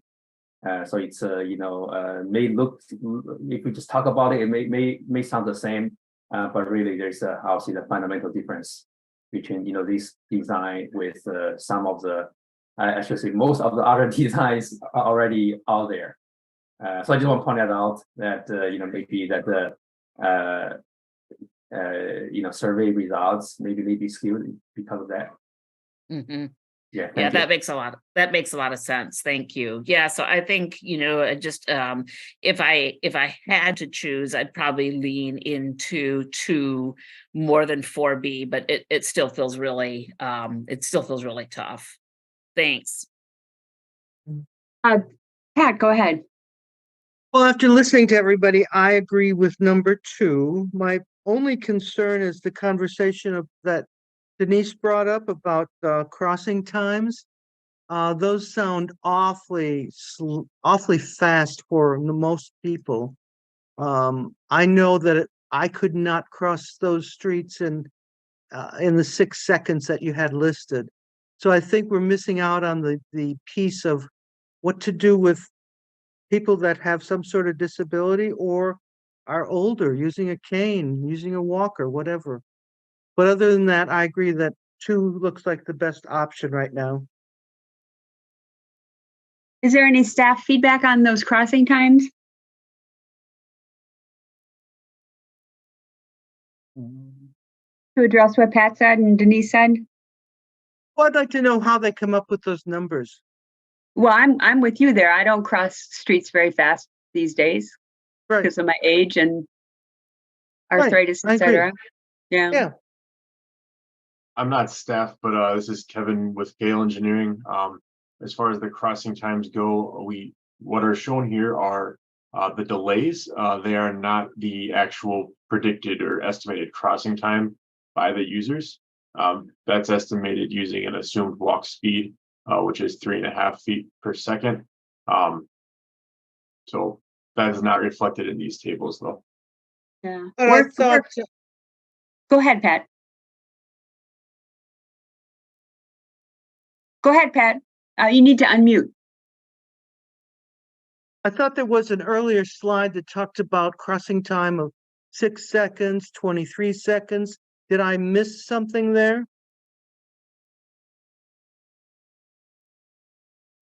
We had some average delay calculations. Oh, you're right. So 26 seconds. Right. You're right. Yes. So that's based off of a crossing time of, like I said, 3.5 feet per second. That has an additional buffer, so that's not meant to indicate the amount of walk. I'm sorry, flashing don't walk. That would be the flashing don't walk. Then there's a 7-second walk interval. So if we calculate the crossings time to be 26 seconds, an additional 7 seconds would be provided. So you're looking at, in this case, 33, but there's also nothing stopping city staff from timing the signal with additional time as well. Well, I have seen cases where when the don't walk sign comes on, cars will turn right in your path. So that's why I'm concerned about the time that you think that we can all walk through these places. The vehicles would be looking at the same indication during the entire walk and don't walk interval. Right, but they still go through the don't walk section. They go through the walk section because they see the sign that says, don't walk, you've got your time in, and they just make that right turn, whether or not you have crossed the street. Yeah. Maybe Yang, do you have some comments with regard to that? Yeah, I think, Kevin already answered, quite a bit of it. Yeah, so, there is a standardized design speed required by, the manual on uniform traffic control devices. There has been discussion on that as well, right? Whether we should continue to reduce that speed, walking speed for pedestrians to calculate the time given to pedestrians. It has already been reduced, and there's some discussion whether that actually has to be reduced more. And for typically like in Madison, when we time our traffic signals, we'll choose whatever the slowest speed that's in the design manual, which we do understand does it is absolutely not enough for some users in the community. So at many locations, we give pedestrians more time, and also being creative on some reason. Trying to squeeze more time for pedestrians. Regarding other direction, it may start. I think it's hard to. I think what Pat talking about. Right turn vehicles, right? When they see flashing don't walk starts, it might they might not pay as much attention when it's a walk sign for pedestrians. That is true. I think that's something that we have to think about. We have to address.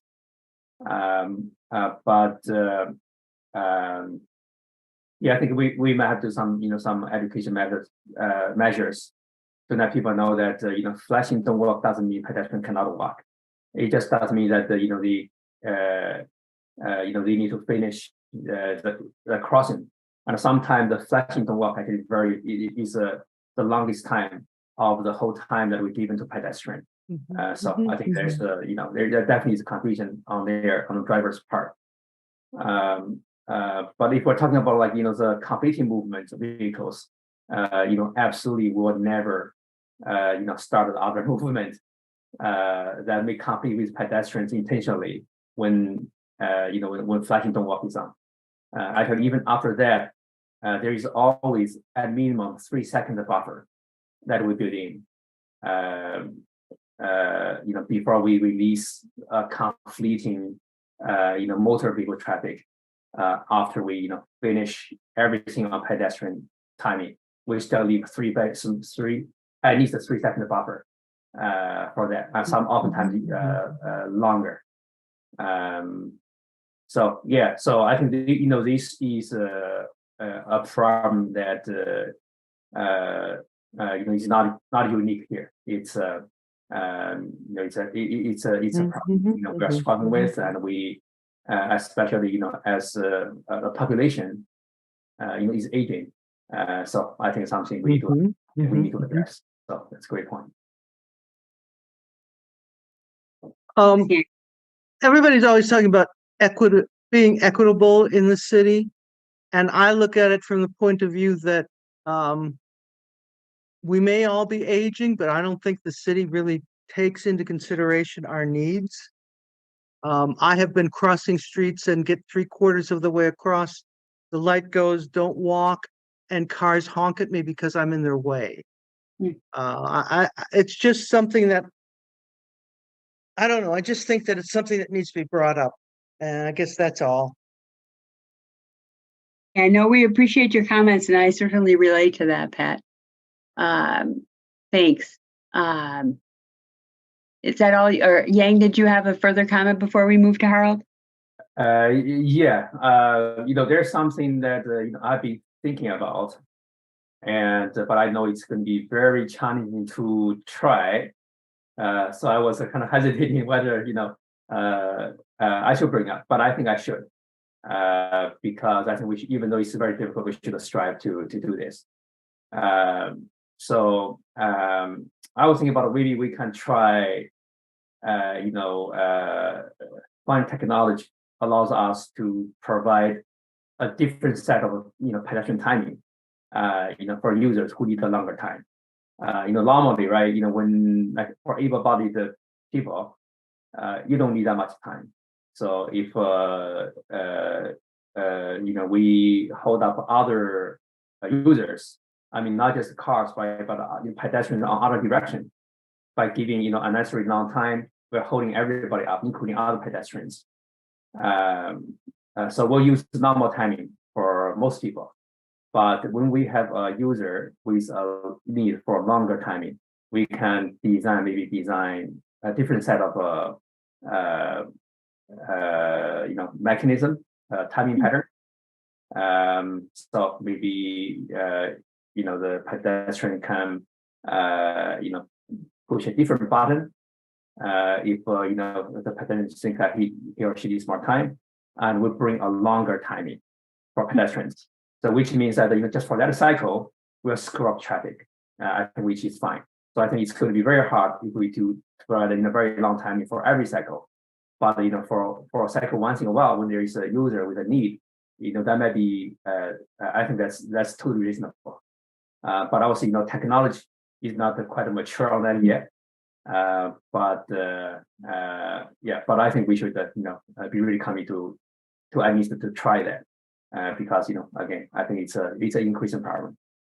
Yeah. So thank you for bringing that up. Yeah, interesting possibility, Yang.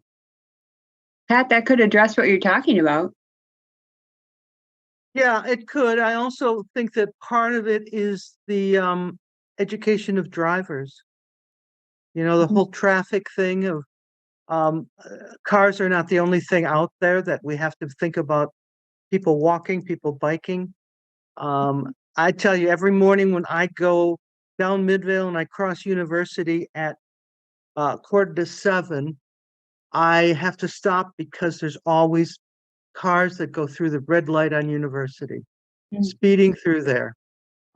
It's a very dangerous intersection. So I think that's part of the issue too, is not just the time to get across streets, but what the other traffic is doing. So, okay, I'm done. Okay, thanks, Pat. Harold, go ahead. Thanks for waiting and being patient, Harold.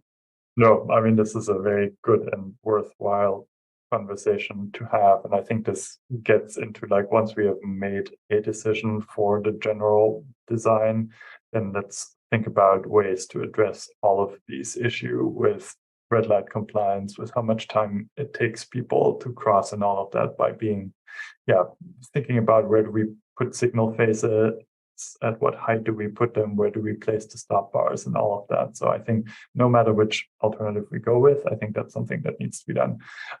I wanted to, and if you don't mind going back to the table once more.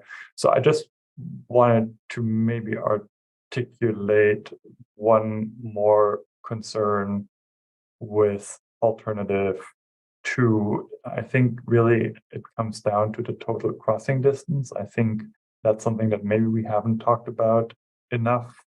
That the total crossing distance, I think it's 100 versus 140. Yeah, there we go.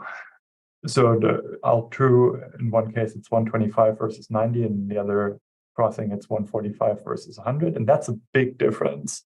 And so as I'm thinking about what is the experience like of crossing, I think every foot that you spend more in the crossing, you are vulnerable to people running the light. And so, and given that the difference is so large, I mean, that maybe pushes me more toward Alt 4B, but I'm curious to hear what other people think. And then the other piece is with the channelized right turn, and this is just my intuition, I feel like, yeah, no, I'm gonna leave that out. This is too much based on my intuition rather than what I can be sure about. But yeah, the total crossing distance concerns me, the increase with Alt 2. And if anybody has input on that, I'm curious to hear it. Okay, comments.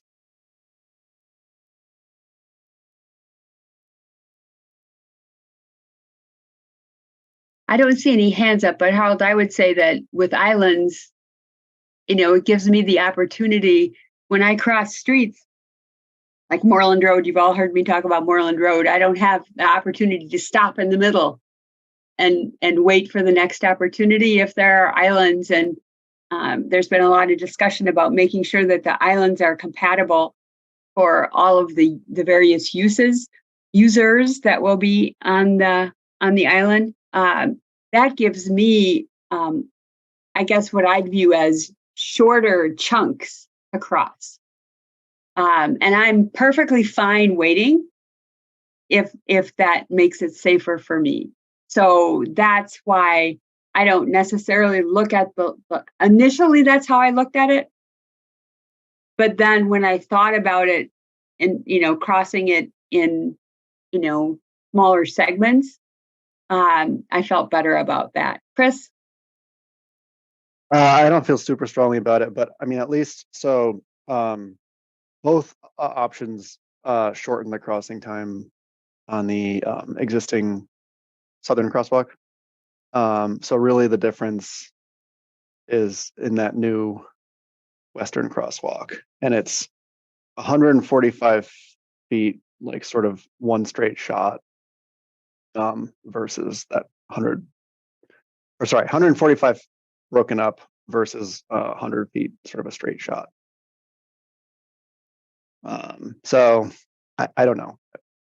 I don't want to be the complete Alt 2 champion, but yeah.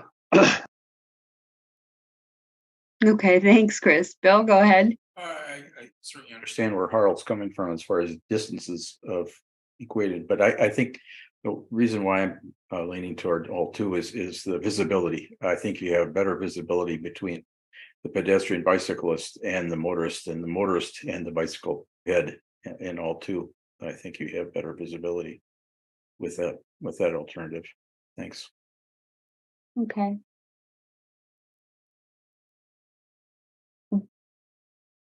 Overall, what I have heard is kind of similar, Chris, to what you said about staff. There was a lot of discussion. There was a lot of conflicted thoughts and support for both of them. But so far, what I have heard is more people leaning toward alternative 2 than alternative 4B. So I'd like people to let me know, is that true? Is that what, Bill, your hand is up. Did you have more to say or no? Okay. So that's what I have, I'm trying to put it together. Robbie, go ahead. So I'm just going to reiterate what I said at the beginning, which was that I think if you put an island there, you're going to have poor compliant for especially bicyclists who can move faster in breaks in the traffic, because there is not enough room for people to wait. And I think, so the question is, are we setting people up to make unsafe choices by not giving them a way to cross in one shot and pushing them to attempt to wait on an island that is overcrowded? So I'll just put my 2 cents worth in that I understand the advantages of 2, but I favor 4B. I can live with either one because I do understand the advantages of 2, but I still think that 4B is a better option because I think you're going to get poor compliance on that island. People do it now and they're probably going to do it again. They're going to cross that slip lane when they get a chance, especially coming from the Lake Monona side, when they see a gap in the slip lane traffic, the right turning traffic, they're just going to go for it because they don't want to stand there on the island trying to share it and maneuver. So that's just my opinion. Yeah, but you're also echoing what I've heard a lot of people say, Robbie, and that is the construction of the island, if all 2 is the route that we go, is critical to how safe it is. Yes. The size and the construction. And the other thing is that, you have to make, as opposed to, if you think about the Monroe Regent intersection, you've got an island there, but nobody has any trouble with that because it's a straight shot. You don't have to make a turn from one stage to the next. It's pretty much a straight line. And I think that trying to make that turn when you're trying to do the second half of the crossing is particularly difficult when it's crowded, or if you have a larger bicycle, or you've got a trailer, or any of the above. And I think that this also gets to the issue that Denise was talking about, which is trying to share the island with multiple types of users, especially people who may not have great mobility or may not be able to see what else is going on there. So I'm just, I can live with either one. I understand the pros and cons of each one. I'm just putting it out there that I think 4B is better. And I think that's why you've got such heavy voting in favor of that, is that everybody recognizes how bad it is right now, and they just don't think it's going to get better. And there's going to be enough space when the island is rebuilt. There's just not enough space for everybody out there. So that's it. Okay, thanks, Robbie. Harold, go ahead. Yeah, sorry, I have to then ask a clarifying question. I thought I had understood earlier that the assumption is that you can get through the intersection in one go. Is that with the channelized right turn, that you do not, the default is not that you have to wait on the island? Did I mishear that? That's the intent of the signal phasing that we're modeling. Yes, where especially cyclists are able, because they're able to move quickly through the intersection, flush them all out. They're not waiting. That's how that would work. Okay, yeah. So I think that's somewhat less of a concern, because the reason why people run the red light now is because it actually is beneficial and you cannot make it through in one stage. So I guess for me, that's less of a concern. Thank you for clarifying. Okay, so I have two people leaning toward 4B and the rest leaning toward Alt 2, unless anybody has changed their mind about that. Would that be a fair statement? I have Robbie and and Harold leaning toward 4B, and everybody else somewhat conflicted, but leaning toward Alt 2, with the big caveat that the size and the condition of the island are key to safety and everybody's concern. And also the construction of the channelized right turn that Yang was talking about as well, and others were talking about. So have I summarized that adequately? I mean, we could do a motion and a vote if people want. Chris is just looking for consensus of input. And I think that's as close as we're going to get, Chris. That works. Chris McCahill. Since we seem to have reached that point, I have one question that Chris doesn't want me to ask, but about the under and overpass. Since we heard so much about it, my understanding is that one of the prerequisites for an underpass would be raising the road or something like that. Are we thinking about things like that now? Yeah, so actually Aaron's kind of built into the profile, you know, that we have to match at the railroad. So it's not super important at the intersection, but we can make a slight pitch to kind of set it up for, you know, as much as we can raise it between the two intersections, because again, they have to match at the railroad intersections at Broome and John Nolan. So if we know that we want to definitely keep that option open, we can kind of set the grades with that minor tweak that in the North Shore intersection to keep that possible.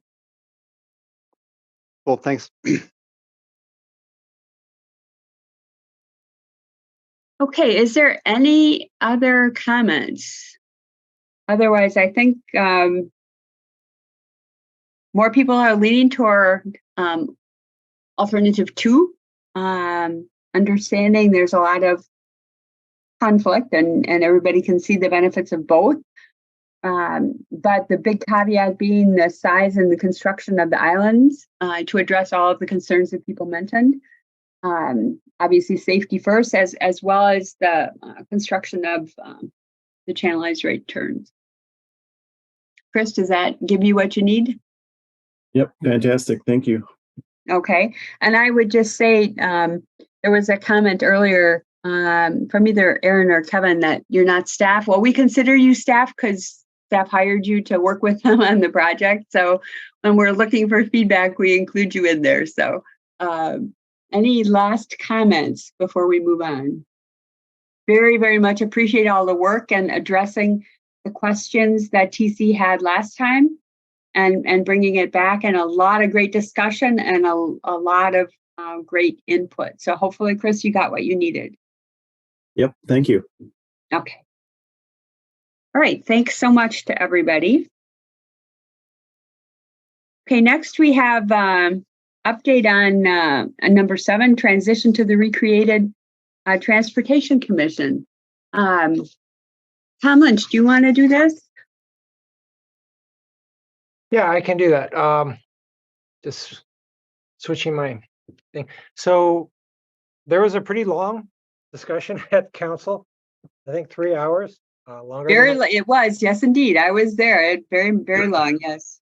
I think the after various amendment tries, the substitute, which provides a little bit more flexibility for the mayor to appoint staff, was passed. It took a full on 3 hours, I think, to do that. Which personally, as a staff member, I appreciate, because it wasn't possible for us with the pool of candidates we had to meet every single criteria. I think we can meet every single criteria except for one, and so this allows us just to fully appoint the staff. I believe that the mayor will be introducing the staff appointments on the June 6th meeting, or the commission appointments on the 16th. I am unsure if she's going to ask for suspension of the rules and just have it all confirmed at once or not. So, and I'll be talking with her later this weekend, so I can ask her, what her intent is. even if she does not suspend the rules, then the appointments would, I guess, be voted on the 20th, right? And then probably, perhaps the 21st would be the very last meeting of this commission. And then,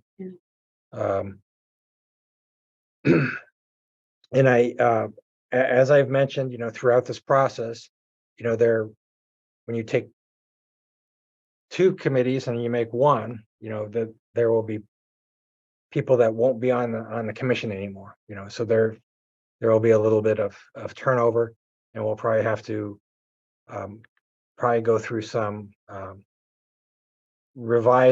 revising, but maybe reviewing some of the key initiatives. The transportation department, probably one meeting focusing on the transit network redesign and BRT, one focusing on Vision Zero, and one focusing on complete green streets, just so that they understand kind of the body of work that's been built by both the TPVB and the TC, because members might not have that background at all. And Tom, it's my impression from past history and discussions that I've had with the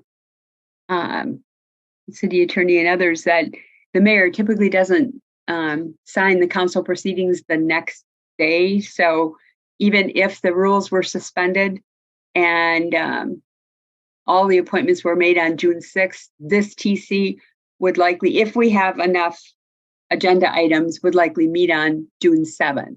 So that people should keep June 7th at least on their calendars for now. Yeah, I think so. Even because, like I said, there was a strong effort to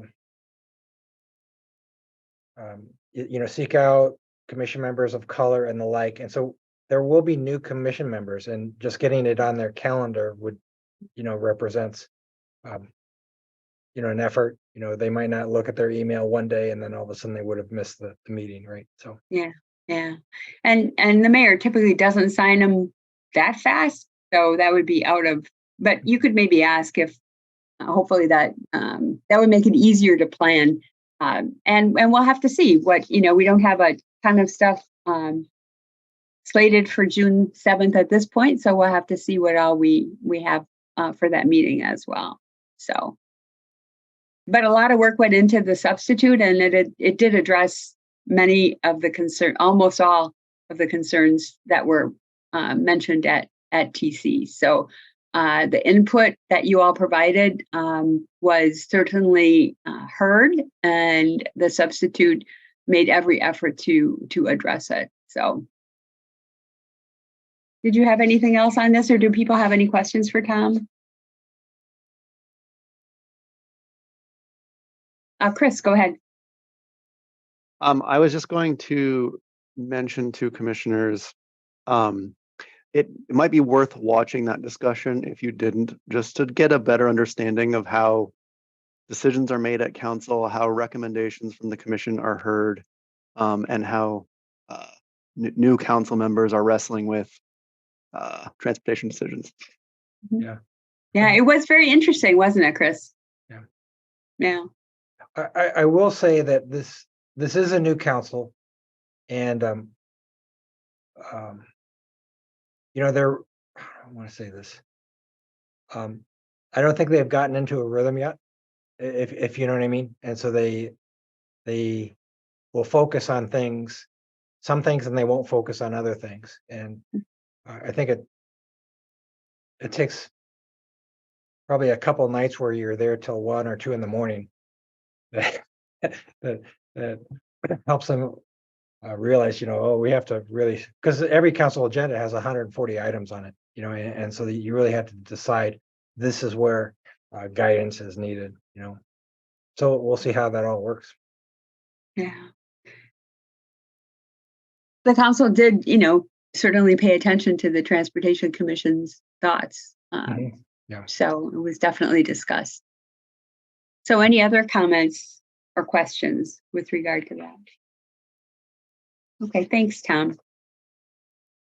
So next we have discussion of the value of the reports section of the agenda, and I think Bill brought it up last time, and it's something that Aiden and I have talked about. TC is trying to be more efficient.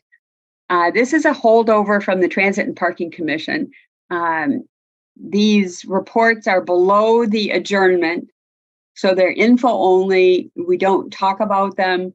They're just there for your information. So I'm curious if you're using the section. Do you find it valuable? I personally don't use this section. If I wanted the minutes from Board of Public Works, I go right there. The MPO and the County Specialized Transportation Commission, their minutes are not in City of Madison Legistar. So the minutes that are here are oftentimes old. It's hard to keep it up to date. And I can certainly tell you my recommendation, but I'm interested in hearing if you're not using it and not paying attention to it, I don't think it's worth staff's time to try and maintain it. And certainly Transportation Policy and Planning Board minutes will be a moot point because that won't exist anymore. So, Harold? Yeah, so I mean, I'm one of the people who does like to look at other bodies' agendas. I do not use the link in our agenda. I will just use Legistar, even though you have a good point. And that if you want to get the MPO, for example, you have to go to their website and they have a different system. And then Dane County is a separate one. That's one I don't look at. So, I mean, in theory, might there be some small benefit? Maybe. In practice, I do not think so. You go to Legistar or I go to the MPO website. I was also thinking if anybody from the public would use this. I cannot imagine to go to our agenda and then click on the link to somebody else's agenda. That just does not seem like a plausible thing that anybody would do. Yeah. And oftentimes I go to the other BCC to look at their agenda. I want to see what's currently going on. And these are minutes, and there's a delay, usually quite a delay in getting them posted. So for me, it's not valuable. So it's my recommendation that we stop doing this. Because part of why I think we do it is because the Transit and Parking Commission did it.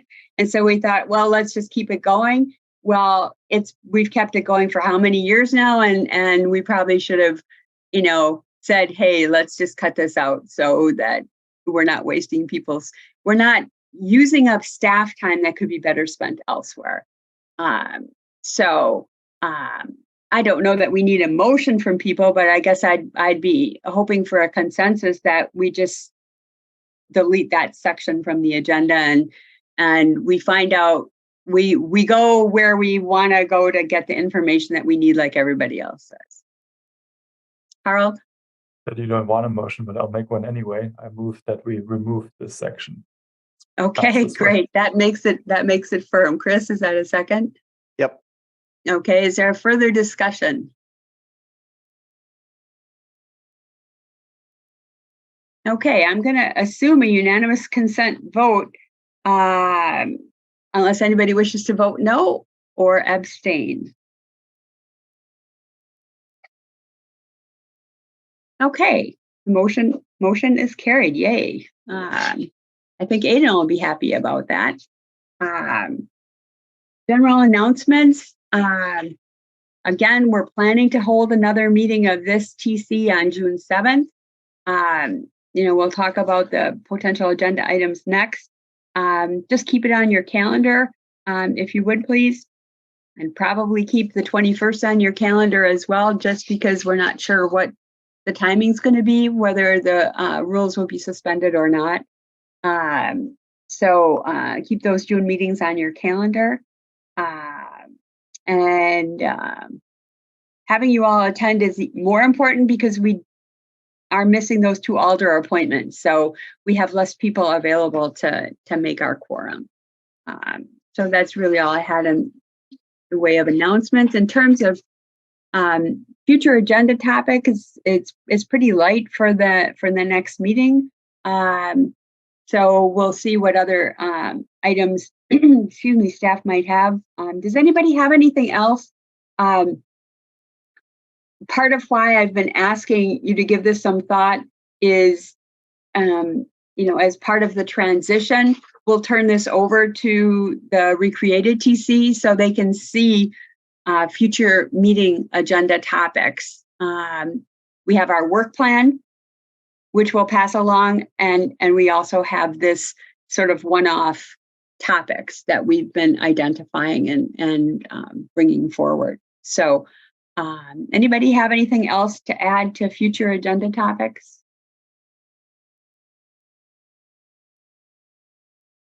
Okay. All right. Well, that's all that we have for this evening. So we need a motion to adjourn. Oh, Tom Lynch, did you have your hand up for something? Yeah, I'm not sure if I'm really allowed to participate at this point or not, but the Wisconsin DOT is doing an enormous amount of work with 3 separate projects. And we've been holding off having them present because it didn't seem right to have them present with one set of decision makers and then have to come back to a different set of decision makers. But they're going quite quickly, particularly on the interstate project. And so I think that will be something that the new TC will need to see relatively soon. They had a public meeting last night at American Family, and then they have another public meeting June 1st, I believe. So we have this showing under future TC meetings under 4. We have update on the WSDOT I-94 study on Madison interchanges. And we also have the update on the US 51 Stoughton Road North corridor study, Chris, that you had suggested we put on there. So I guess we'll leave it, we have an agenda meeting on Tuesday, Tom, and if you feel that's something that should come to the June 7th meeting, we certainly can do that if you feel that we need to be speedy. No, I think it would be good though for the new Transportation Commission. They are planning on developing a preferred alternative by the end of this summer, and so I think that's how quickly they are kind of moving that study along. Sure, and no, you're welcome to offer comments during any of the agenda items, Tom. So, anybody have any other comments? Okay, so we need a motion to adjourn. Chris? Yep, move adjournment. Robbie? Second. Okay. I'm going to assume unanimous consent vote. And again, thanks everybody. Great discussion again tonight. So thanks. We'll see you next time.